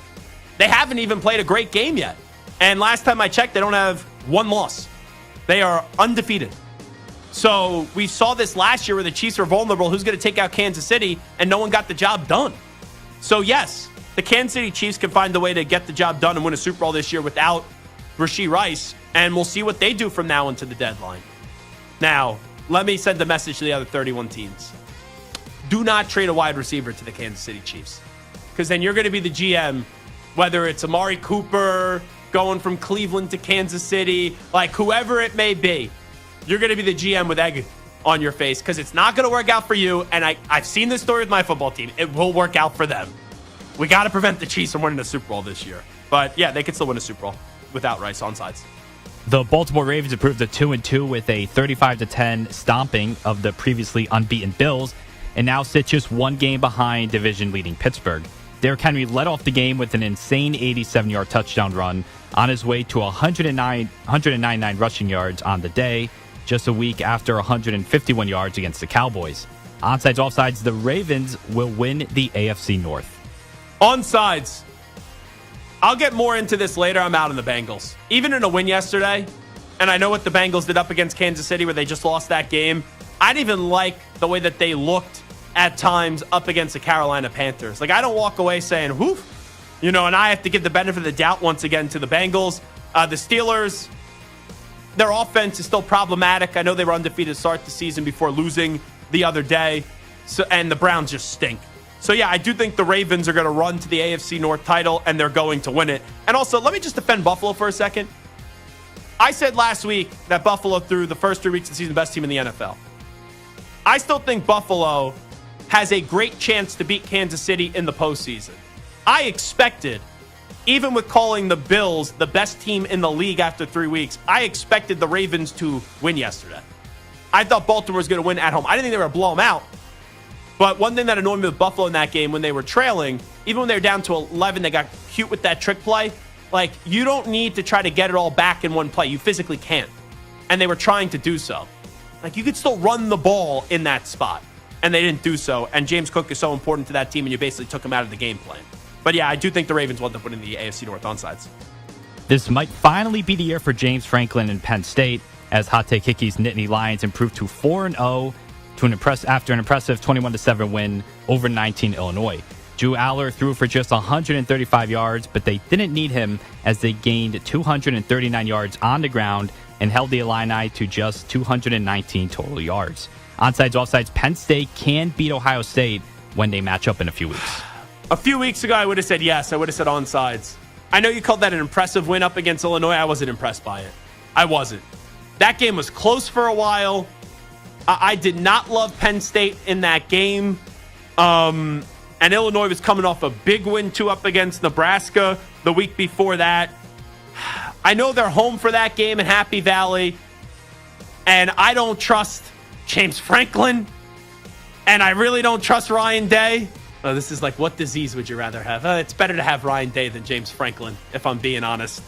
Until Penn State wins a big game when it matters, as much as this pains me to say this, I'll take Ohio State. So Penn State can beat Ohio State when they match up in a few weeks. I will go offside. Offside. Lane Kiffin and number 6 Ole Miss lost a heartbreaker to Kentucky, falling 20-17 after missing a potential tying field goal in the final minute. The Rebels dropped to 12th in the latest rankings, right on the cusp of the playoffs. Onsides, offsides, Ole Miss will still make the college football playoffs. Oh, it's a great question. So they lose one game, and that's what's crazy, man. I think people still need to adjust. It's a 12-team format. Like, after one loss, I saw people say, and I know they lost to Kentucky, oh, they're now done. You just can't have more than 2 losses. And you know what I'll compare that loss to for Ole Miss to? It's kind of like Notre Dame USC from last year. When we looked at USC, I was like, oh, USC will lose a game because of their defense, not because of their offense. And then they lose a game because of their offense when Caleb Williams didn't play well in that first half up against Notre Dame. That was the same kind of feeling with Ole Miss. And you never thought they would lose a game this year because of their offense. They would lose it because of their defense. And then they lost that game because their offense wasn't good enough up against Kentucky. So if you get to 2 losses, you can still make it 3. It's going to be really tough. They still play South Carolina, LSU, Oklahoma, Arkansas, Georgia, Florida, Mississippi State.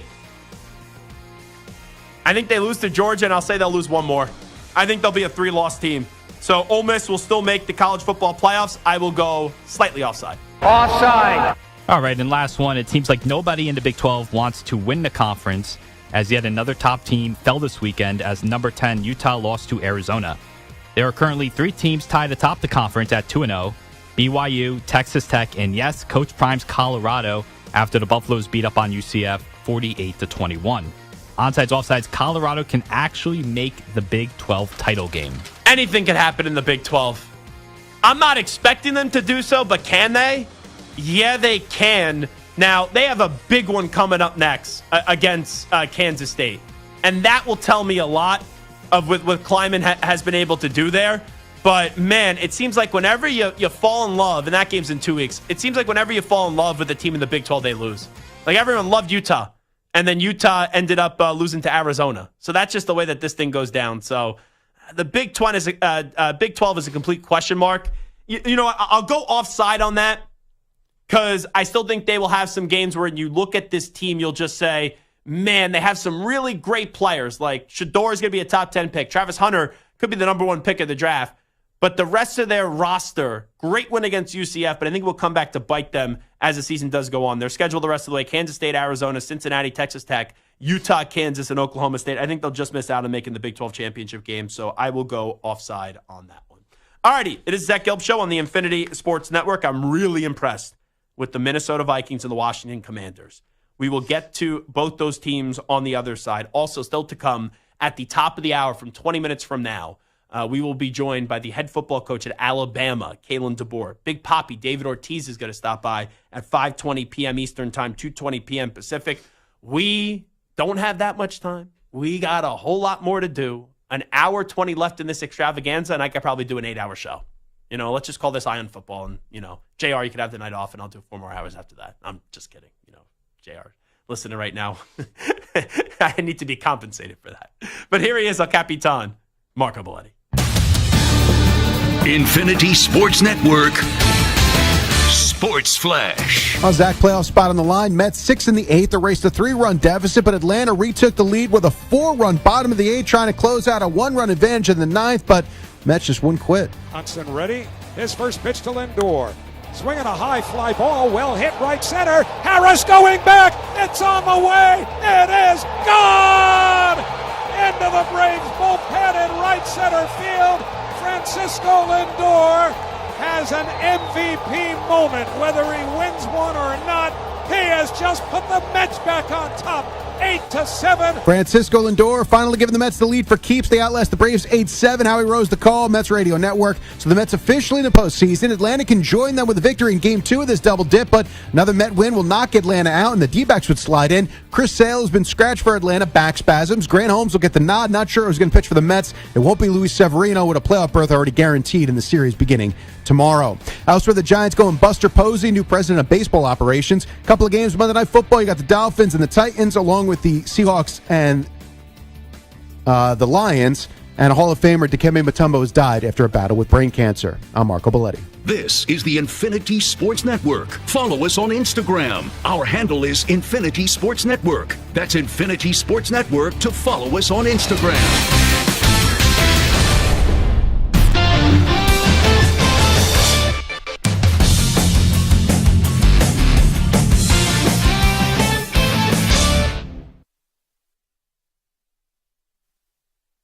You're in a 5-minute break.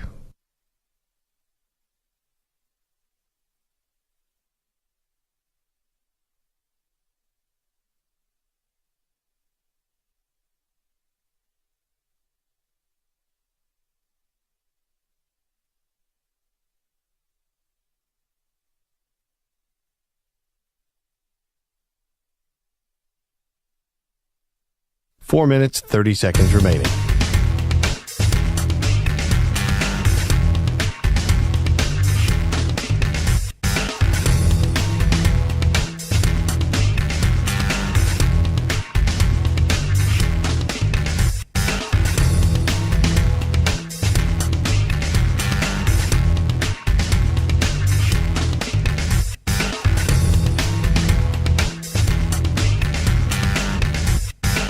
Four minutes remaining.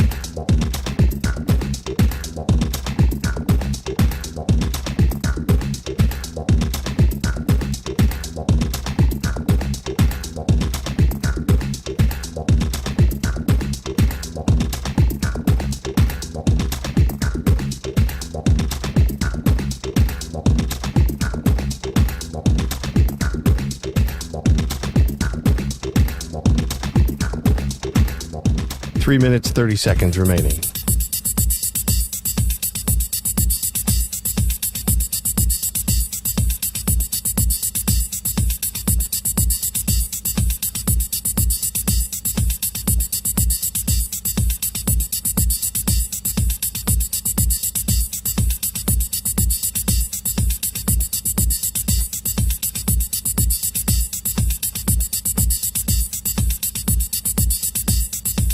Three minutes remaining.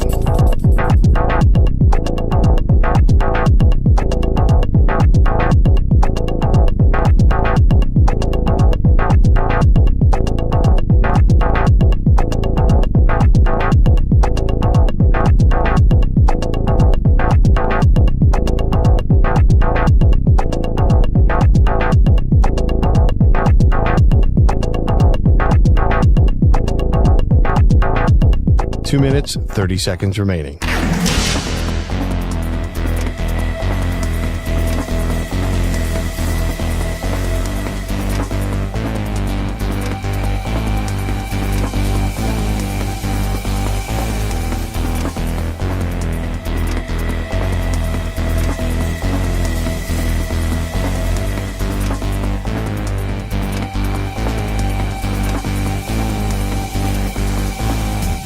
Two minutes remaining.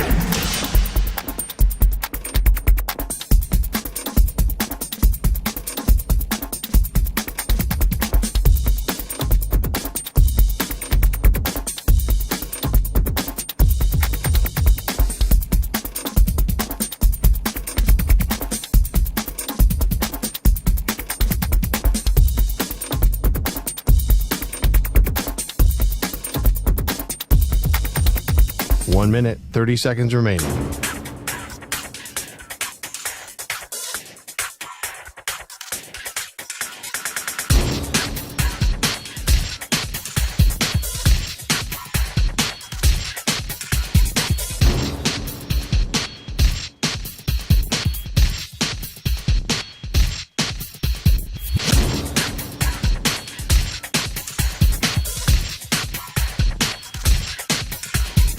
One minute remaining.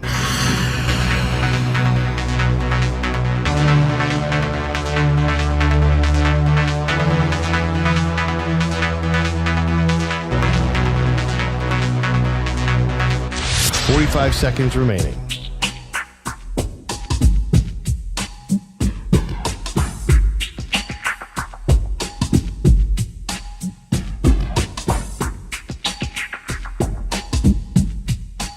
Seconds remaining.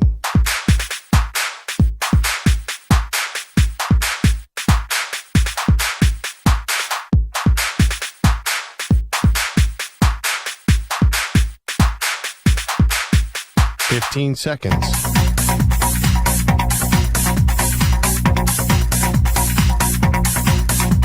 Break ends in 5 seconds.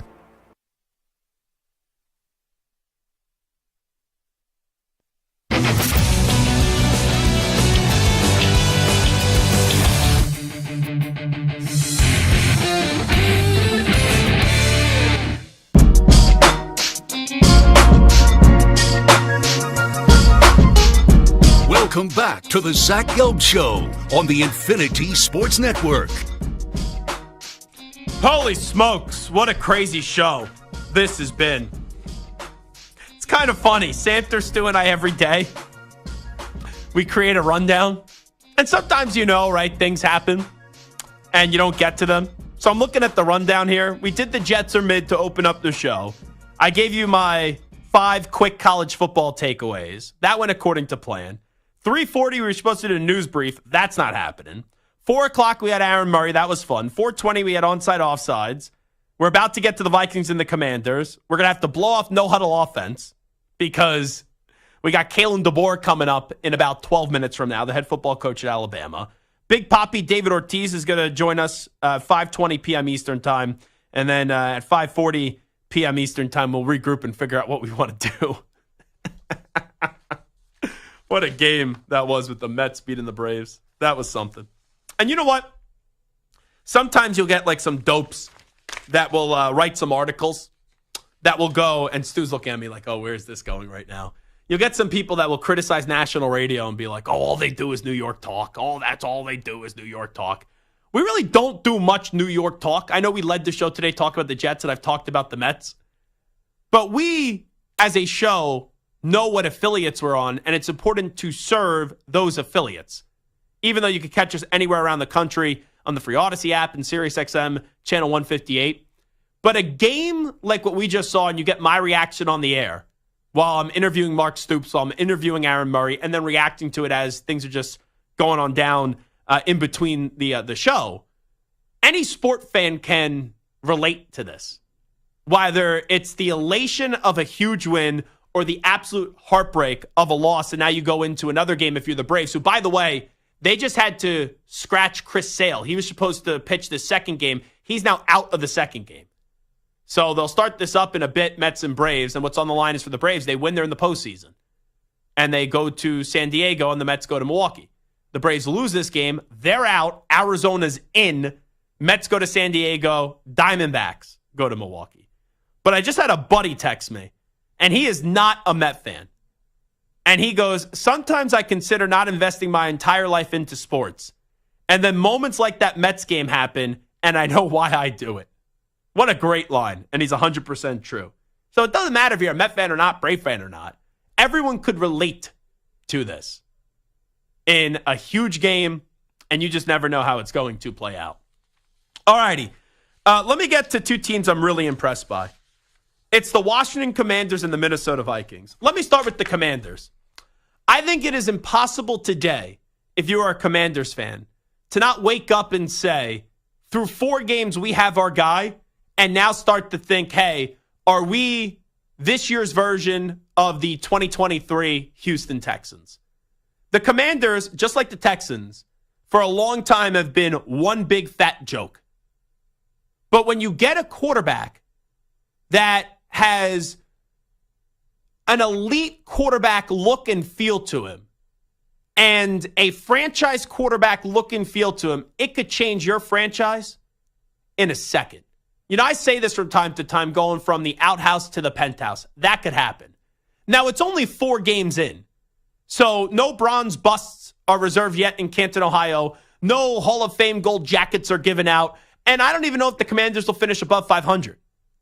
But you look at the landscape of the NFC East right now, the Cowboys are mid, the Giants stink, and the Eagles have a chemistry problem and a coaching problem. So I look at the Commanders, and I say to Commanders fans today, why not you? That's what I say. And I think it is very possible that this team can make the playoffs. I think it's very possible that this team can win the division. Now, I'm not saying that will definitely happen. If you still put a gun to my head, I'm going to say the Eagles win the division. But you look at the Commanders' schedule the rest of the way, and you can't really predict any game in the NFL, right? We all say, we know what's going to happen, and it's very tough to do. The only thing I know what was going to happen is when I went 3-0 in week 3, I said it on the air for picks. I was going to go 0-3 in week 4, and I went 0-3 in week 4. Like, someone was getting on me last night, my buddy Largent Parks, in the YouTube chat when I was checking out Hickey last night on his show on the Infinity Sports Network with YouTube. And he's like, I fade you. You're an idiot. You're a moron. You're dope. I'm like, all right, fine. Whatever. Like, yeah, I went 3-0 in week 3, and I said I went 0-3. So technically, Stu, can I count that as a winning week since I guaranteed those are going to be 3 losing picks? I think I should just put that as 3-0 in the standings, if I'm being honest. Does sound like it, because you did say you were going to, yeah. It was a guarantee. Whenever you go 3-0, you go 0-3 the next week. But you look at the Commanders' schedule, Browns, Ravens, Panthers, Bears, Giants, Steelers, Eagles, Cowboys, Titans, Saints, Eagles, Falcons, Dallas. You know, the only game that you look at and you say, we probably can't win. And you know what? It's a shame that's a 1 p.m. Eastern time game. I kind of wish it was Sunday at 8:20 or a primetime game. Just Jaden Daniels going up against Lamar would be a lot of fun. But that's the only game in Baltimore where you're like, they probably can't win. You know, those divisional games are always 50-50 games. And the rest of the schedule is not tough. And they're out to a 3-1 start. And hey, I get it. They barely beat the Giants. They had a heck of a performance up against the Bengals.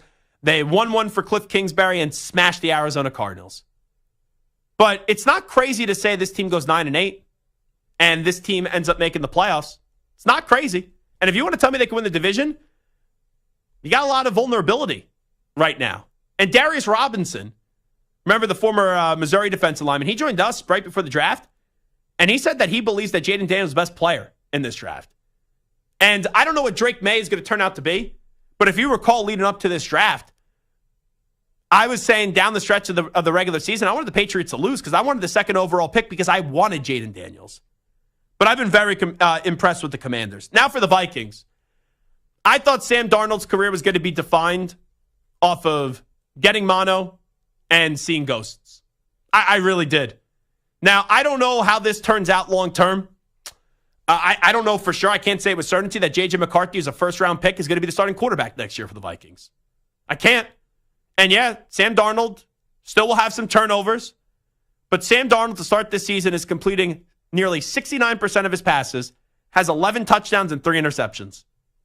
And he's thrown for 932 yards.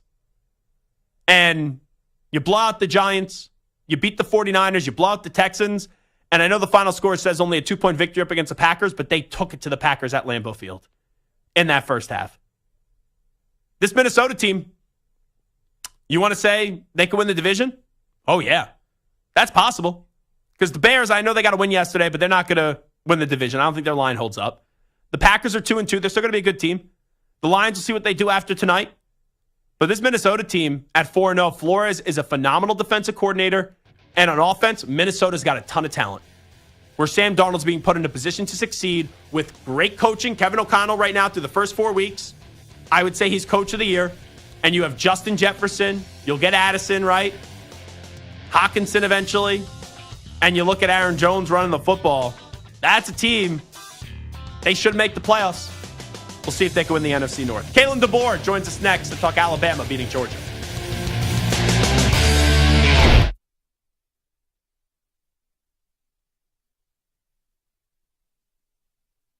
You're in a 5-minute break.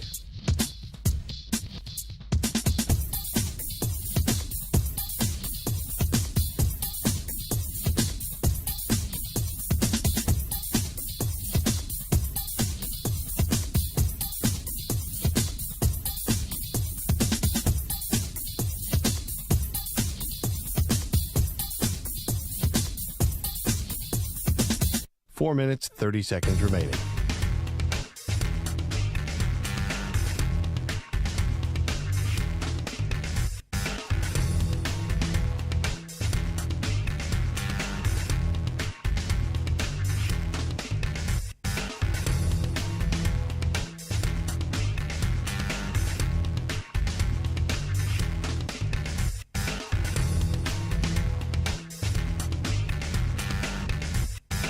Four minutes remaining.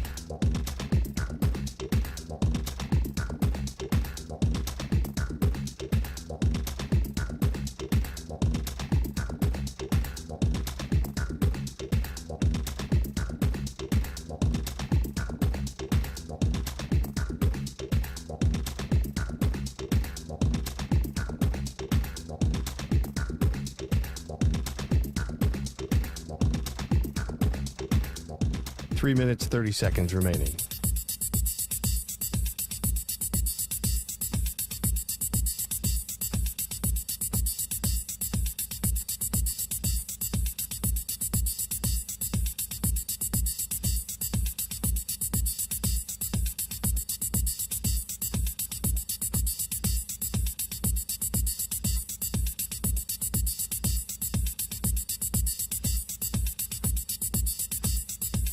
Three minutes remaining.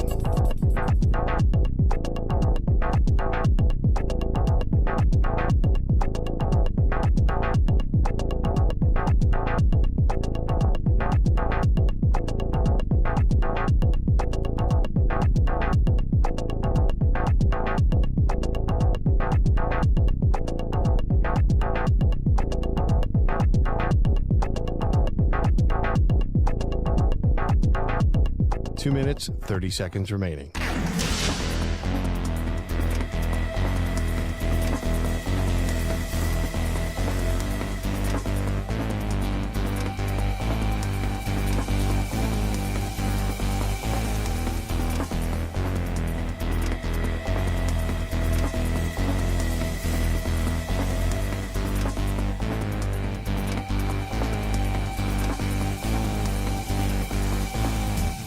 Two minutes remaining.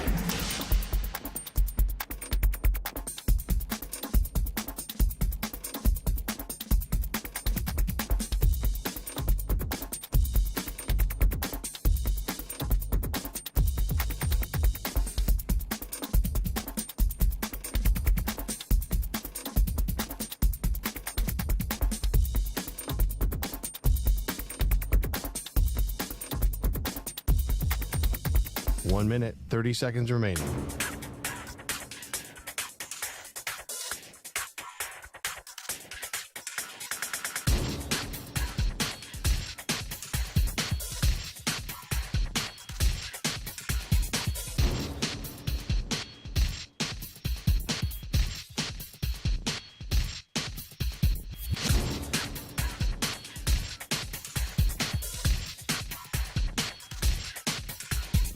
One minute remaining.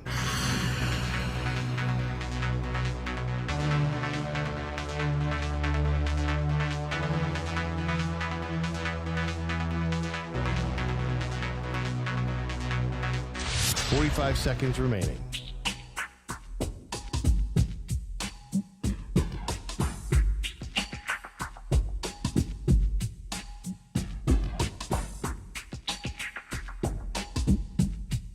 Thirty seconds remaining.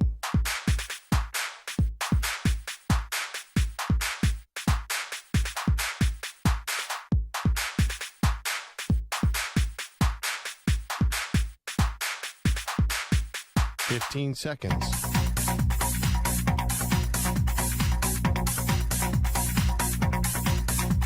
Break ends in 5 seconds.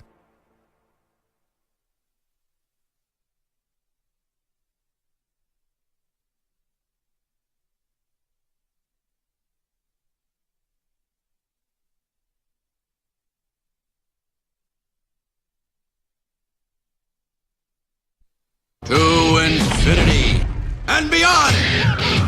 He's live. He's nationwide. This is the Zach Gelb Show.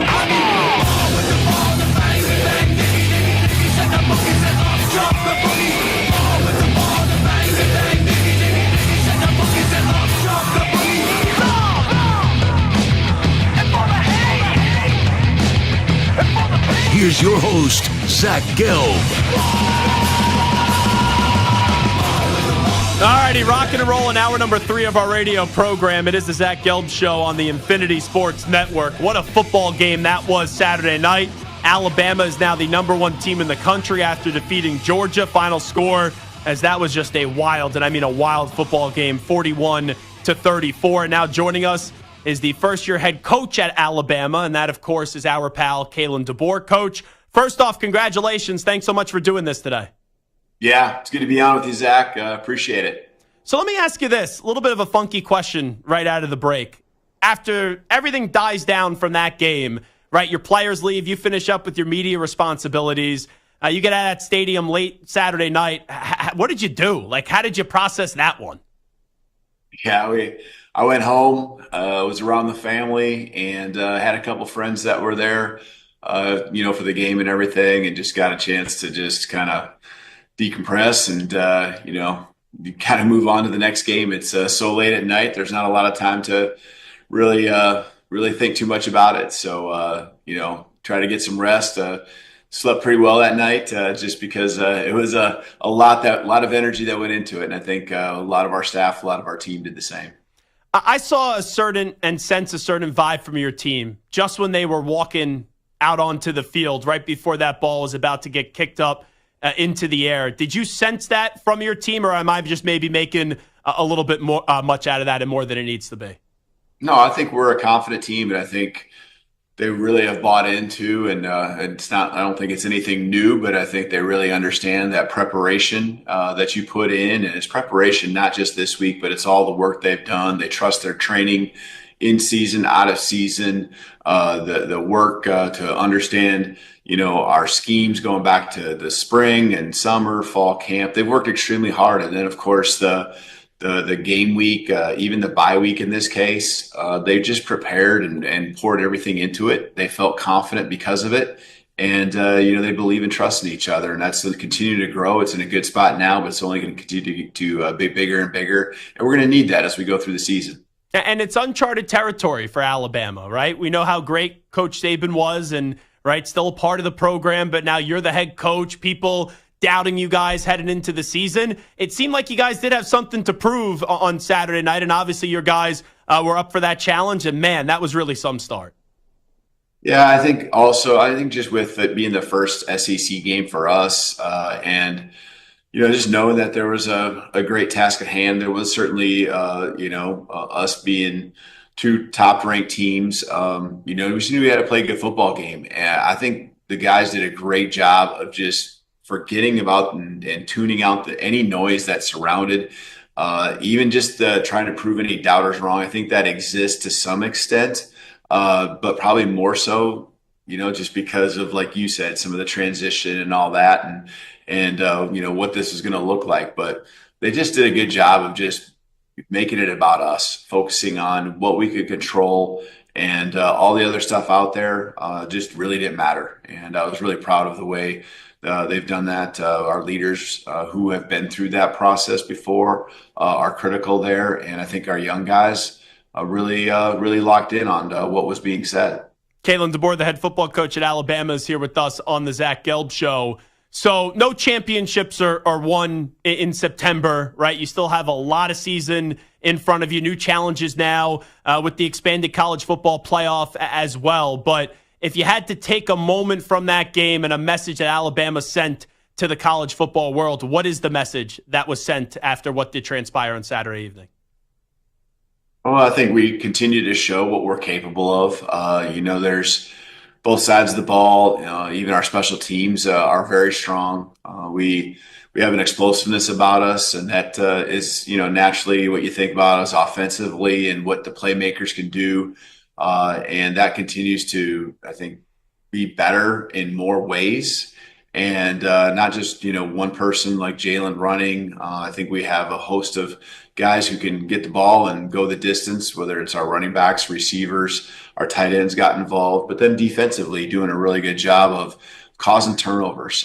Georgia hadn't turned the ball over all season long, and we forced 4, and the ball was on the ground a couple more times. So I think that's the thing that we feel is important: explosiveness, ability to flip the field and special teams, have chunk yardage plays, and we've continued to show that successfully week in and week out. I thought this relationship between you and Jalen Milroe was going to be a home run. I remember when you joined us, Kalen DeBoer, back in March, you said he's going to cause nightmares for opposing team defensive coaches. Just how about what your quarterback has been able to do through the first few games of the season? Because now the Heisman buzz surrounding him is really starting to take off. Yeah, he's just done a great job of just stacking days, stacking reps in practice, and even now games. And he's just been so open to taking everything that Nick Sheridan, his position coach coordinator, along with anything I bring, just been so open to wanting to continue to take that, absorb that, practice it, learn it.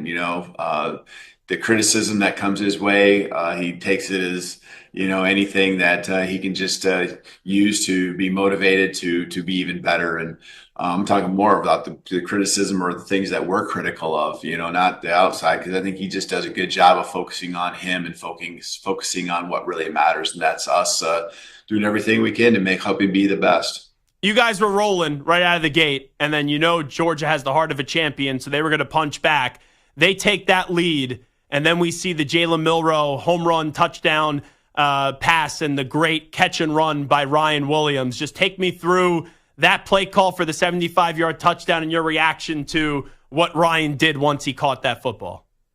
Yeah, you're just, there's a lot of time. I mean, there's even, 4 minutes right now with 3 timeouts. I think each team had 3 timeouts, and the 2-minute warning now just is forever. And 2.5 minutes. It wasn't going to be about enough time. It was going to be a matter of putting plays together. And there's I think there was some with the play call, just some opportunities where you can get some easy completions, but they came up into Ryan's face, and he went down the sideline, and Jalen did a great job of recognizing it right away. Threw in rhythm. He never questioned, what he wanted to do. Then obviously Ryan just does the rest of it, catching the ball, making guys miss. The first thought is you scored too quickly. You just mentioned how we felt we had plenty of time, and but what are you going to do, right? I mean, you're not gonna say don't score in that situation when really trying to get some points on the board was the main task at hand. So proud of the guys, and then obviously our defense had to go out there and finish it off. And your defense made the play as Carson Beck was driving the ball. I'm thinking, okay, maybe Georgia's going to score. They'll go for 2, or we'll end up seeing this game go to overtime. When Xavier Brown makes that interception, I know it's probably a blur on the sideline, but how did you recall that one? Yeah, again, it wasn't going to be a matter of the time because there was just so much on the clock. It was going to be a matter of us having to get a stop. We're going to have to get a 4th down stop, or we're going to have to, force a turnover. And, that's what happened. I think just the key is Xavier learning over and over, not even from just what was happening to him in the game, but what was happening to others, realizing that they were just trying to throw the ball down the field to the outside there late, just as it got closer to the goal line, I think it was probably 20 yards or so, the end zone kind of becomes your friend. And I thought he did a great job of just understanding the situation and being able to get his head turned around, facing the ball, and then just really an athletic play on his part too. I know a lot's talked about with Ryan's touchdown catch and the athleticism there, but ZB doing a great job of just extending his long range that he has with his arms and his body, and snagging it and pulling it down. A lot of guys probably just knock it down. He found a way to end up with the ball in his hands. Wrapping up with Kalen DeBoer, I just want to get back to Ryan Williams because he's 17 years old. To start his college career, 16 receptions, 462 yards, and 5 touchdowns. He looks like he's been playing college football for like 6 or 7 years. It's crazy, the maturity and how great he's been early on. It's kind of silly to even ask, but with how young he is, how much better can this guy get? Yeah, I mean, there's growth that happens, and I think he's experiencing it each and every day. And then because of the mindset he has and the love he has for the game, and just wanting to help our team and help him be the best he can be, he's going to continue to get better. And some of it's going to happen with the skill set and just more reps on the field, and some of it's going to happen as he has an off season here in our program. And we're not concerned about that yet right now because we got a whole season ahead of us here yet. But he's just continue to just work off of what he's already established himself as being a really good football player, and it's exciting. What is it like to coach him? Just wondering. It's a blessing. I mean, we have a whole team full of guys that love stepping on the football field. They love the game, and they want to be great. And that's no different with Ryan. He's got a smile on his face, and the thing is, I think about the bye week, and I think about a play that went down the field, and it wasn't even to him. Just that we were stressing urgency, getting lined up, and him sprinting all the way from one side of the field all the way to the other and back towards the line of scrimmage. He definitely wasn't even the last guy to get lined up, but he definitely had the farthest to run. It's so important to him to make sure he upholds his end of the bargain. He pushes himself, and he's a great team player that way. And so I know our whole team sees that and appreciates that. On the way out with Coach Kalen DeBoer at Alabama, when you got hired, I thought it was a home run hire, and I said, I think you could, take on some of the challenges that come because of your personality with replacing someone like a Nick Saban. With that being said, and Coach, I've known you since Fresno State. We talked there. We've talked a bunch at Washington and now at Alabama. I've never seen you be that emotional on the sidelines. Is that a different Kalen DeBoer a little bit that we saw on Saturday night? Well, it happens every once in a while, but I just felt like it was an important time of the game where we could really, kind of finish out the half. And, it's nothing that you plan intentionally. It's just kind of a reaction response. And, we're all competitive, and, we wouldn't be here in this spot if we weren't. And that was, just that part coming out and trying to protect the team and do whatever I could to help fight with the battle along with them that the players were all involved with too, because they were giving everything they had. I know you're so focused on the next game. I know you're so focused on the now, but when you look at your journey, the great baseball and football career at Sioux Falls, then what you did as a coach there, Fresno State, all the other stops before that, Washington, now you're the head football coach at Alabama. Just how much fun are you having, and what is this like now as you're operating what is the gold standard of college football? Yeah, it's, I do have an appreciation for where I'm at now because of that journey you mentioned. And, the responsibility is great to uphold the high level and the standard that exists here at Alabama. But, you pour into the people, and the people are everyone that surrounds this program, everyone who loves this program. It's not just the people in the building, it's those that have given everything to make it what it is. And, then obviously you get to work with the staff and with the players. And that's just a day in and day out, what I love to do. And everyone's right now continuing to enjoy their journey here as well. We all come from different places, but we're learning a lot about each other each and every day. And we learn a lot about ourselves on Saturday night. So a lot to celebrate, but we have definitely, like you said, moved on to Vanderbilt, and we got to take the next step as a football team here this week. Well, before we let you move on, and I appreciate the time today, Coach Nick Saban, we know how much of a resource he's been. What did he say to you after this game up against Georgia? Just wondering. I haven't talked to him since the game. He's busy and we're busy. This weekend was something else with just the recruiting, and that didn't just start on Friday. That extended through Saturday, and it went on into Sunday with so many of our guys that we're working with, trying to help in the recruiting process. They hung through, so we've been busy and trying to get going on the game plan with Vanderbilt. Was a little slower, but trust the staff, and I'm getting into it myself here today as well. Well, Coach, hey, we're happy for you. Congratulations, and really appreciate you jumping on board with us as always. Yeah, you bet. My pleasure. Roll Tide. There you go. Coach Kalen DeBoer joining us a few days after his football team found a way to beat Georgia, and what an epic football game that was. You watch that game Saturday night. It's just such a great game. And I'm sitting there when Alabama's up big, and you start to see Georgia, I want to say slowly come back. When they scored to go ahead, I'm like, how the heck did that just happen? And then before you could even breathe, boom, Milroe to Ryan Williams down the sideline was just awesome. All righty, we'll take a break. We'll come on back. Big Papi, David Ortiz, will join us next.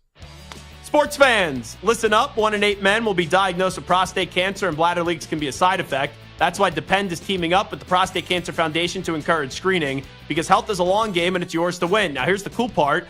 Through November, Depend is contributing up to $300,000 to prostate cancer research by donating 40 cents for every purchase of Shields guards and Real Fit products. Void in Mississippi. Learn more at Depend.com.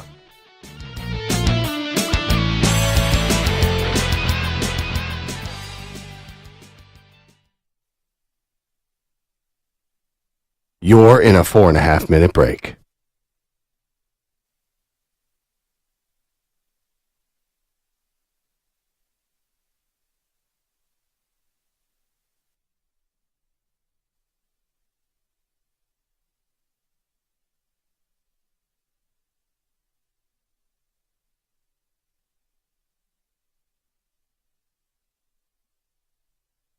Four minutes remaining.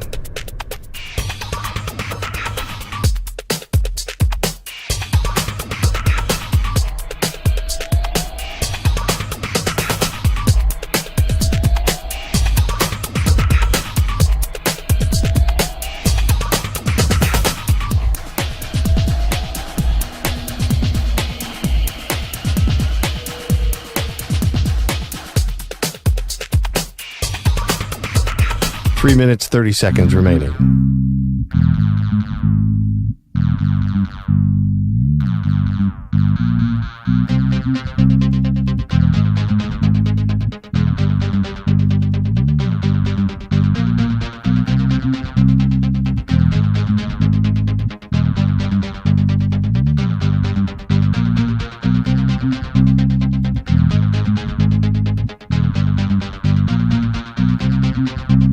Three minutes remaining.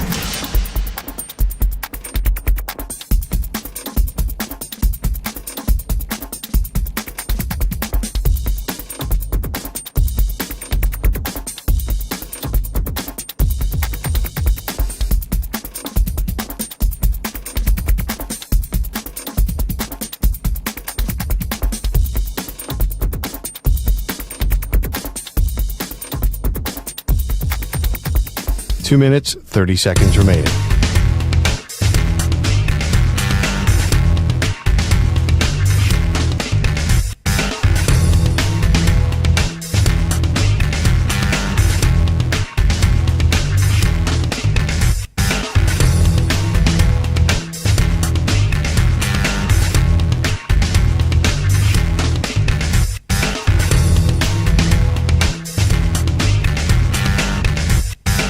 Two minutes remaining.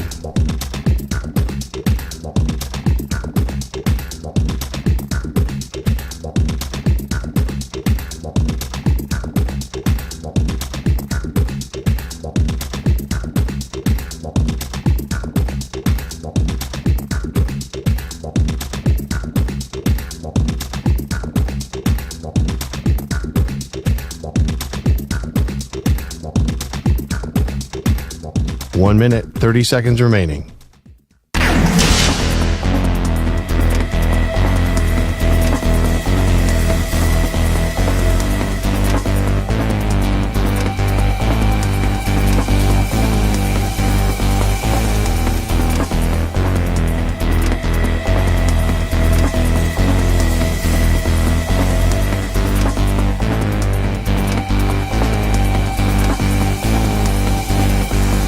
1 minute remaining.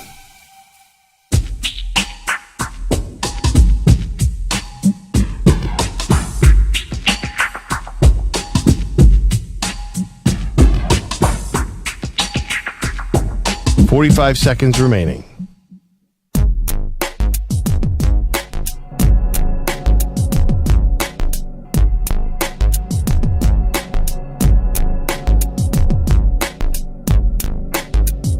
"30 seconds remaining.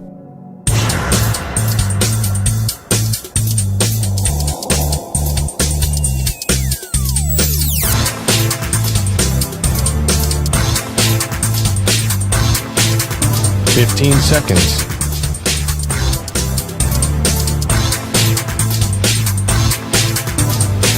Break ends in 5 seconds.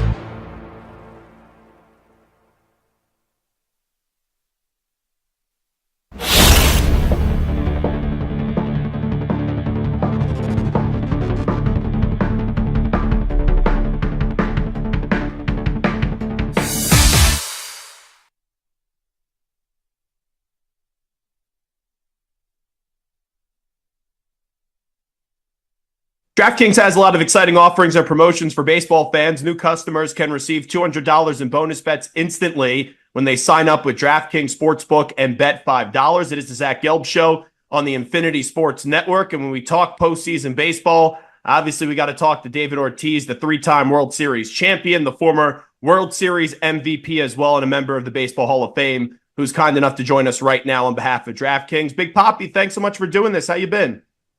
All good, all good. How's it going? Well, it's going great. I'm actually in New York. I live in New York, so I got to be quiet when I say this because fans are still upset to this day. But it is the 20th year anniversary of the '04 Red Sox. We know what you guys were getting ready to participate and do 20 years ago. Down 3-0 to the Yankees. You guys complete the comeback, and then you break the curse, taking down the Cardinals in the World Series. When you look back at that run all these years later, just what are the memories that come back to mind? Man, I'm telling you, the other day I was having a conversation with a friend of mine and thinking about how difficult it is to bounce back from 0-3, especially against the team that the Yankees had that year. I mean, I don't know if you remember the last game out of those 3 games that we lost, they scored like 18 runs. Yeah. It was something stupid. So, I guess besides, the job that we did to end up bouncing back and winning it was something that turned out to be very special because that might be one of the hardest things to do, you know what I'm saying? And especially against a team that had the tradition of being good in the playoff and all that, you know what I'm saying? And it was very special moment. I know it's tough to rank championships, but you've won 3 of them. But what is your favorite championship if you had to pick one?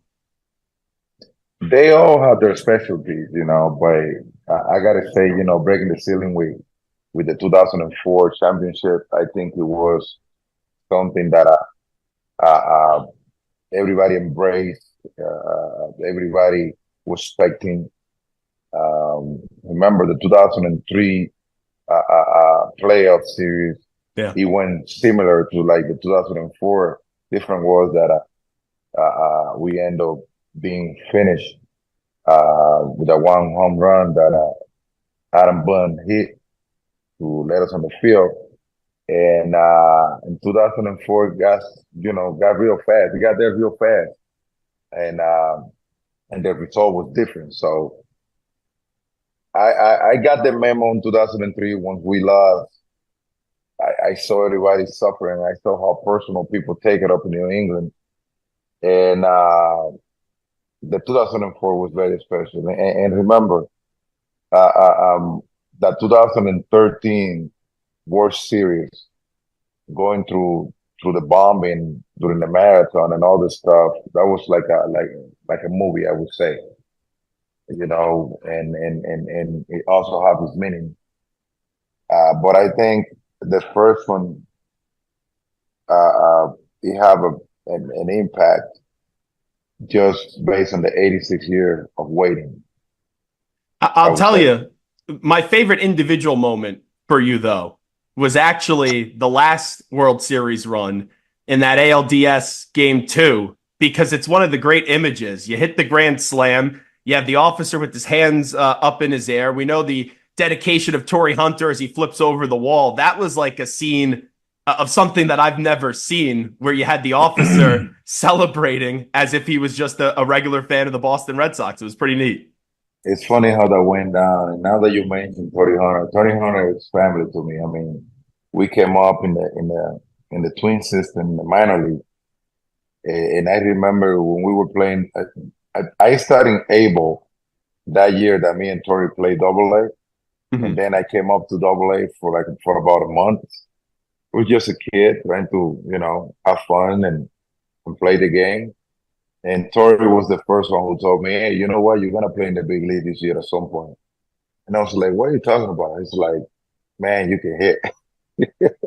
That's all I remember him telling me, man, boy, you can hit. I mean, and then I end up playing the big league that year. So me and Torrey, we had a great relationship. And I was kind of worried, to be honest with you, for a minute. Like you get caught up in the moment, in that moment where there's a lot going on, but then you also see your boy hitting the fence hard and going over like a batting slam or something like that. And when I was on second, I got kind of worried, but it was a good thing that he was fine, and my ball was a home run also. Big Papi David Ortiz here with us now. He does a great job with Fox. By the way, DraftKings has a lot of exciting offers and promotions for baseball fans. New customers can receive $200 in bonus bets instantly when they sign up with DraftKings Sportsbook and bet $5. In the AL, the Yankees have the best record. Aaron Judge is having an unbelievable season. We know the Astros are always a threat, and they've been that kryptonite for the Yankees. Do you think this is the year that the Yankees get back to the World Series? The Yankees had a pretty good chance, especially with the acquisition of my boy Juan Soto. I think the guy had the power to create that balance and a lineup, even having one of the best players in the game, which is Aaron Judge, without a doubt. I mean, I know that Aaron Judge season and Soto's are two different type of season. I mean, the monster season that Aaron Judge had, we definitely cleared the MVP. I don't think anybody can compete with that. But you always need to have that player that give you that comfort, that stability, that give you that leadership, that give you that chemistry, that good chemistry. I haven't seen the Yankees having a chemistry like the one that they have this year in a while. I mean, remember the last time they won a World Series was 2009. This is a different monster. This is a different Yankee team. You know what I'm saying? And I would say this. I think they have a pretty good chance to get through Houston this year. I think they do. And if they do get through, and if they do find a way in the World Series, we all look at the matchups and the storylines as you know. And in the NL, if we could get Ohtani up against Judge, that would be something. But the Phillies are going to have a thing or two to say about that as well. Who do you favor in the NL? Just wondering. I'll tell you what, the Philadelphia Philly, man, they are very complicated. They're making everybody like miserable. Their pitching staff, the offense, the defense. I mean, I've been watching the Philadelphia Phillies for the past couple of years. I think they are where they need to be right now, especially with the command of my man Dave Dombrowski. That guy is a winner. He knows what to get to win. You know what I'm saying? And I'm not even going to talk about Scherzer. I'm not going to talk about Harper. I'm not going to talk about Nolan, all those guys. I mean, it seems like they are where they need to be right now. They are healthy. They just whoop everybody during the regular season. They have playoff experience, which it matters a lot.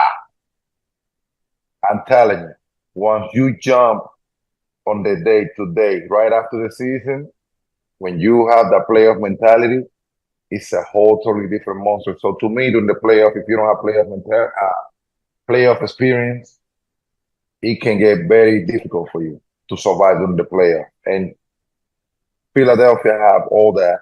The Yankees have all that. The Dodgers have all that. So we'll see how that played out. Houston, I mean, the Yankees, you got to think about this. The Yankees have to get through Houston. They have two big challenges. They haven't been able to beat Houston the way they expect. And they have to play against Philadelphia. I would say they're gonna be the matchup during the World Series. Wrapping up with David Ortiz, let me ask you this, because you talked about Judge, how he's going to win the MVP in the AL. We know in the NL it's going to be Shohei Ohtani. If there was only one MVP, who would get the MVP? Would it be Ohtani or would it be Judge, in your opinion? Man, that's a good one. The good thing is that there are two MVPs. So I definitely believe that Ohtani gonna break the ceiling when it comes down to a DH now winning MVP because it's a one-player dimension. But man, Aaron Judge. I mean, I'll give you the numbers. Judge 322, 58 home runs, 144 RBIs. And Ohtani, 310, 54 home runs, 130 RBIs, but he has the 49 stolen bases. Personally, I think it's Judge, even though what Ohtani's doing this year is just stupid good. I agree. Judge have done something not even, I mean, something that you can even think about it. But for me, the two of them are MVP.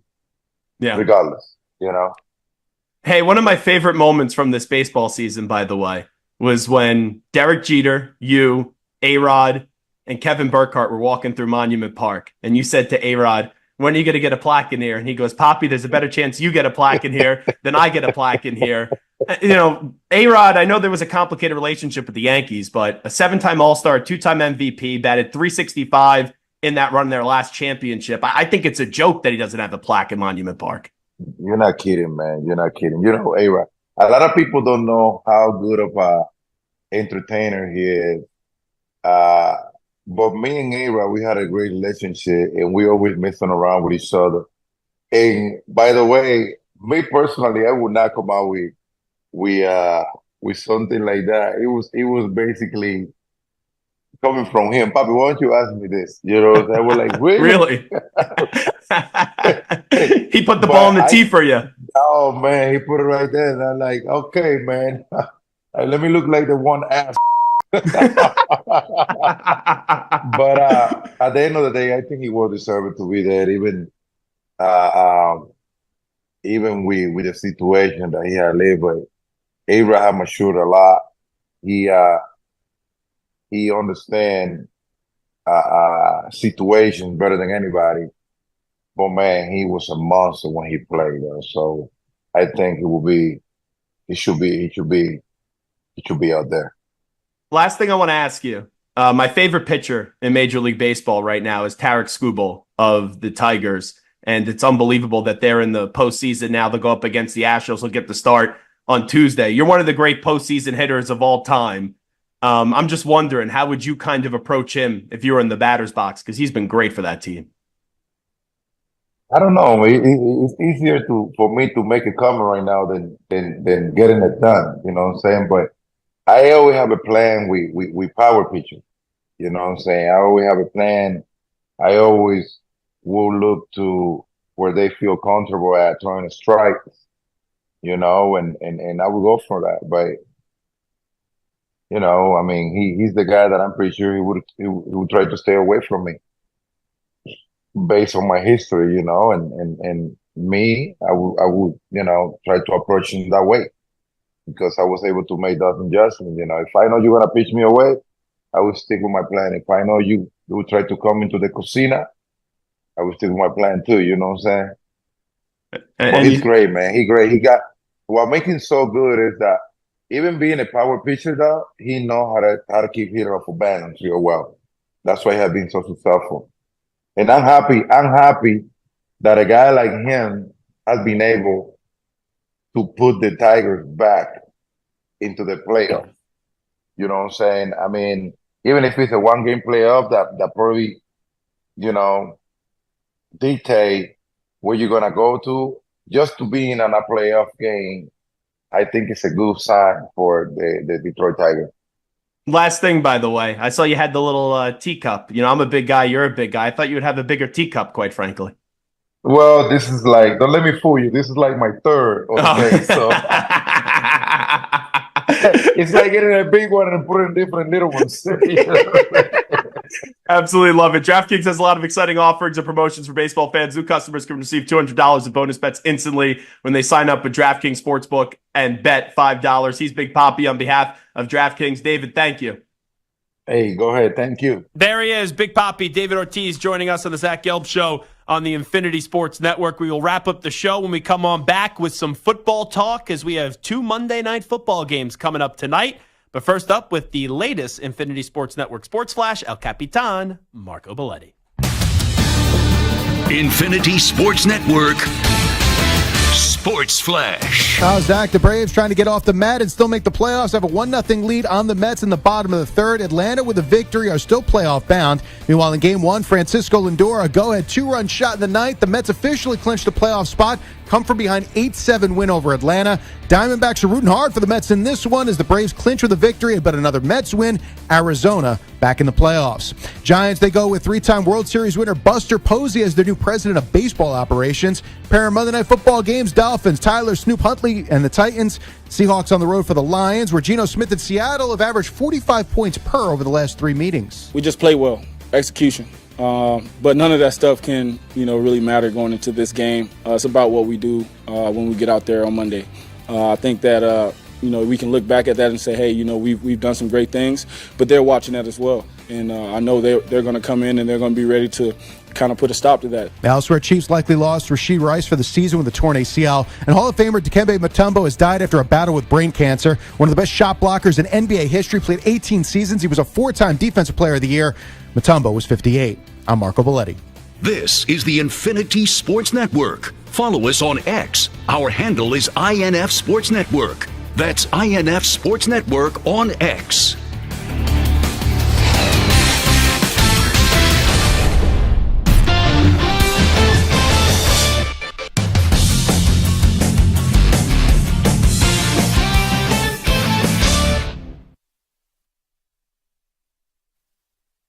You're in a 5-minute break.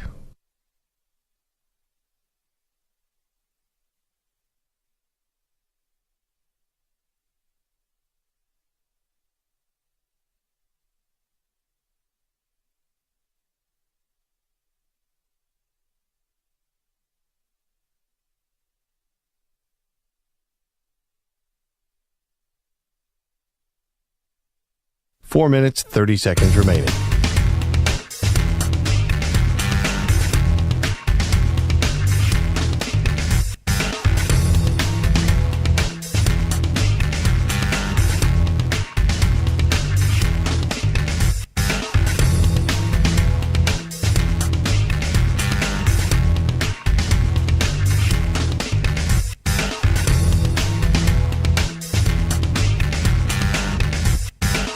Four minutes remaining.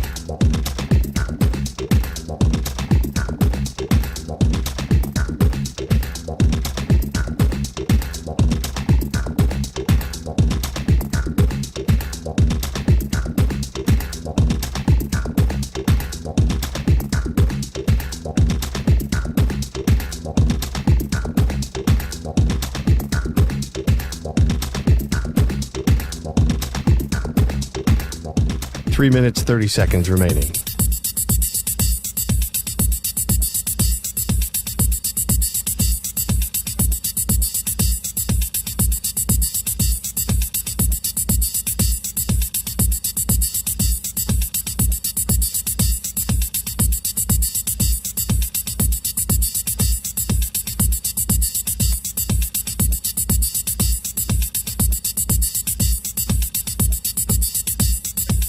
Three minutes remaining.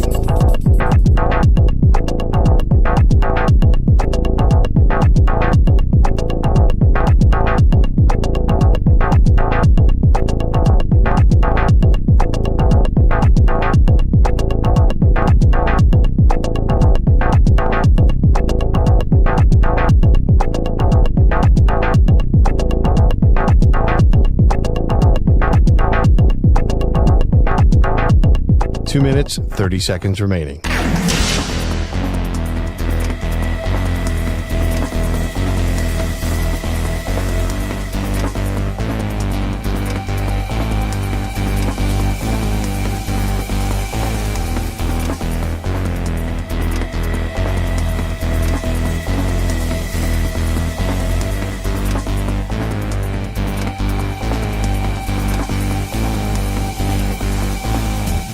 Two minutes remaining.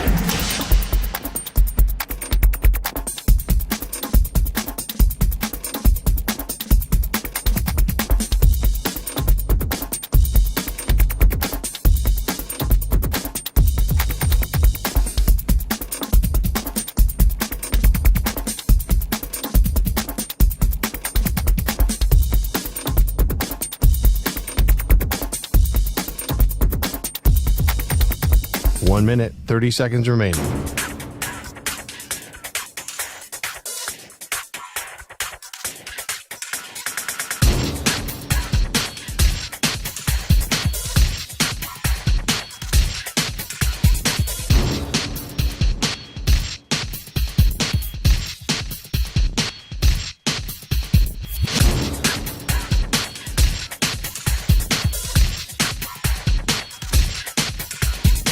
One minute remaining.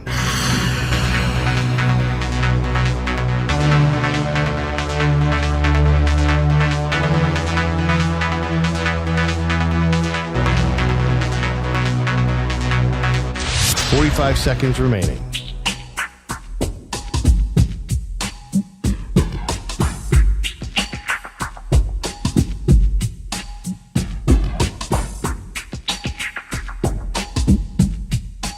Seconds remaining.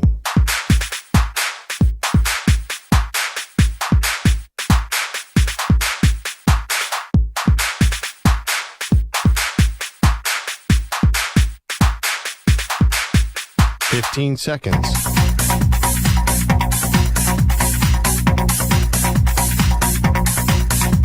Break ends in 5 seconds.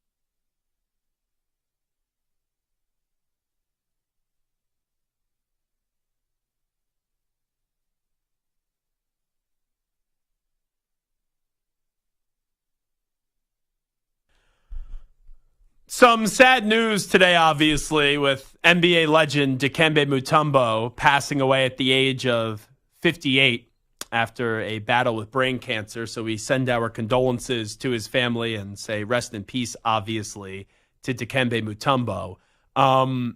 When I think of Dikembe Mutombo, I just think of someone who was larger than life. Like, obviously, we all saw him play. And we all know what he meant to people both on and off a basketball court. But there's like so many Dikembe Mutombo stories that like when you think back about his life, it is someone that was a larger than life human being. And obviously extremely sad news today with him passing away at the age of 58 from a battle with brain cancer.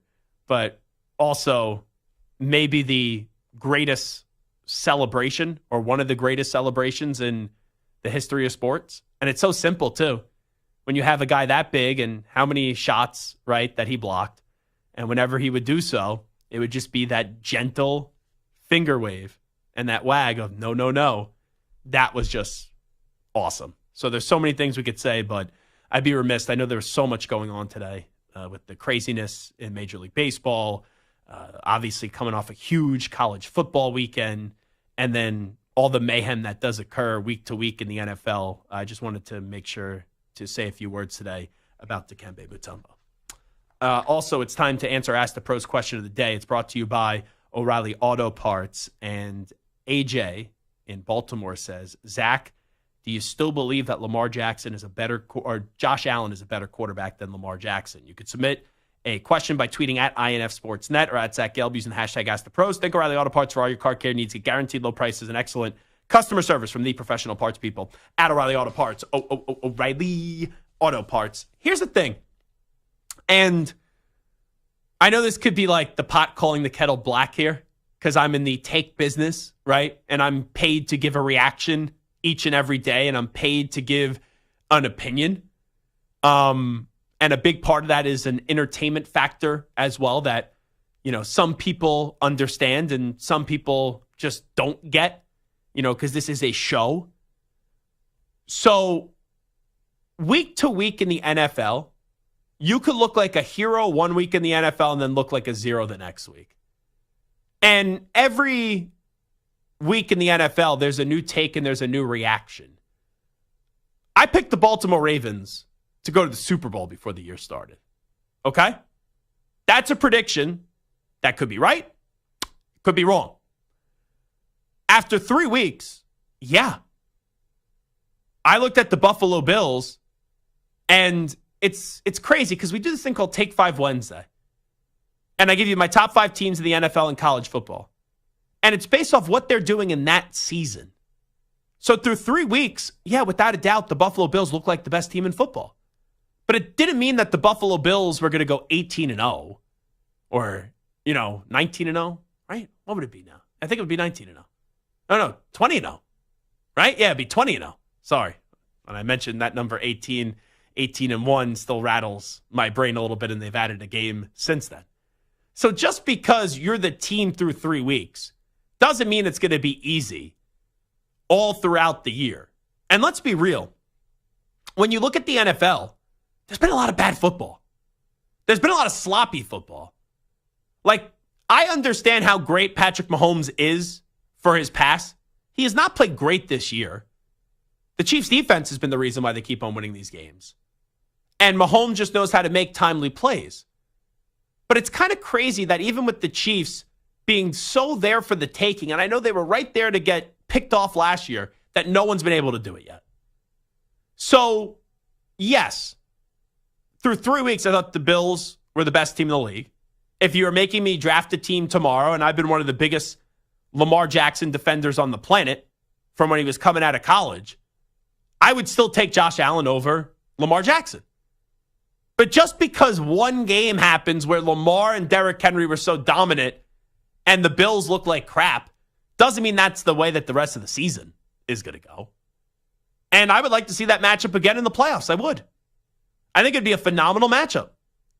But just because I say, the Bills were the best team in football through the first 3 weeks, didn't mean that I thought the Bills were going to beat the Ravens. Now, trust me, I'll make a bunch of right predictions. I'll make a bunch of wrong predictions. I did think, though, that the Ravens were going to beat the Bills. Now, what was surprising was the blowout fashion that it occurred. Here's my biggest problem with Buffalo from the game. And I know people could talk about McDermott. I know people could talk about the defense just getting embarrassed by Lamar Jackson and Derrick Henry. And Derrick Henry set the tone on that 87-yard rushing touchdown. My biggest problem, actually, was the offensive approach on the Bills when they were down. The Baltimore Ravens, through this season, have had some big leads. They choked it up against Stu's Raiders. They almost coughed it up against the Dallas Cowboys, too. And there was a moment in that game where they were only down by 11, the Buffalo Bills, and the Bills are driving. And you're thinking to yourself, here we go again, where the Bills may not complete the comeback, but they're narrowing and cutting the deficit. And there's moments where I saw Buffalo just trying to go deep every time, and I'm like, you don't need to hit the 65-yard touchdown pass when you're down double digits in the third quarter. Like, yeah, it's nice, but you could still matriculate the ball down the field and still show urgency. And that trick play that they elected to run, it's like you got what you deserved. And I'm not saying you can't run a trick play, but in that moment, that was just the Bills getting cute, and it cost them. And any idea of a comeback kind of went poof and evaporated into thin air after that. So that was my biggest gripe after the whole idea from that game, and you look at Buffalo, and sure, there's a lot of other things, but it was that they thought they could just get back in a multi-score game all the points right away. And that just didn't make sense to me. But the Baltimore Ravens are going to win the AFC North. The Buffalo Bills, I'd be surprised if they don't win the AFC East. Like, the Jets are mid. You take a look at the rest of the AFC East. The Dolphins, we don't know when Tua Tagovailoa is going to come back. And the Patriots stink. And you look at the AFC right now, I would say the three best teams in the AFC right now, you make me pick the three best teams in the AFC right now: Kansas City, Buffalo, and then also the Baltimore Ravens. You want to say, okay, monitor a team and maybe buy stock in a team, it would then be the Houston Texans too. Because they are 3-1. It wasn't a great performance against the Jaguars. They got blown out by the Vikings. Sloppy performance against the Bears.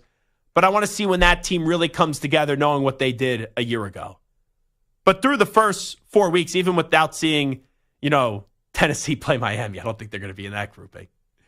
And I know you also have Seattle and Detroit, but I'm talking about the AFC. The three best teams in the AFC: Kansas City, Buffalo, and then the Ravens. And people are like, and I've said this before, right? Even after the Bengals were 0-2 to start out the season, and they lost to the Chiefs, it's like, okay, they lost by 1. They're still the team that has the best chance to defeat Kansas City because they don't fear Kansas City. They play Mahomes great. They play the Chiefs great, but are they going to be able to get there to have that opportunity to take down the Chiefs? Because I know the Commanders are a hot story, but that Bengals defense was terrible against the Commanders. And quite frankly, I know they beat the Panthers 34-24, but it wasn't like I was all that impressed with the Bengals for getting a victory up against the Carolina Panthers. I wasn't. So, yes, you get a win. It's a step in the right direction. But let's see what the Bengals do this week as they are home going up against the Baltimore Ravens.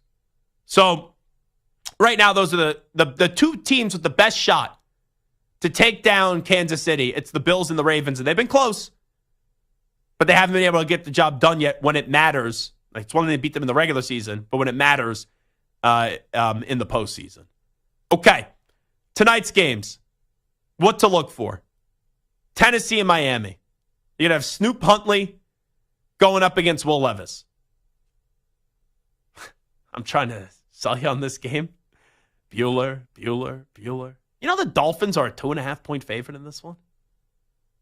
With Snoop Huntley. Tennessee put Will Levis in a position to succeed. They're not a good team, but they have enough around him to see if he could swim or if he's sinking. And right now he's been sinking. And his coach, Brian Callahan, he's been like a little Bill O'Brien teapot-like. And they used to call Bill O'Brien the teapot because he would have like steam coming out of his ears and he would be like just going nuts on the sideline. That's the reason to watch that game tonight. To see when Callahan is going to freak out on Will Levis. That's the only thing I could sell you on between Tennessee and Miami. Now, the later game's a good one, Seattle and Detroit.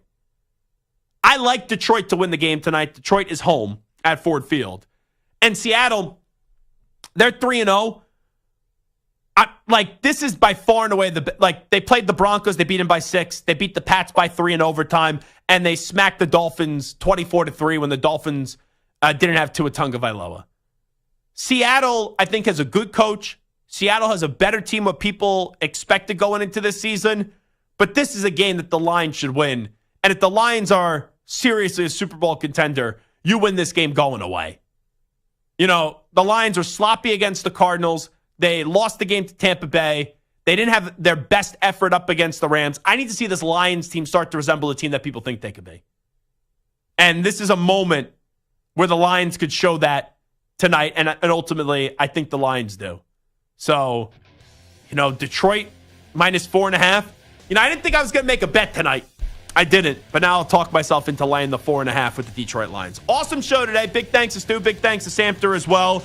And a big thank you to Mark Stoops for joining us, Kalen DeBoer for joining us, Big Poppy, David Ortiz, and Aaron Murray. Jam-packed show. We'll do it all again tomorrow at 3 p.m. Eastern, noon Pacific. Thanks for listening. We out. Bye-bye, everybody. Have a great night. Peace.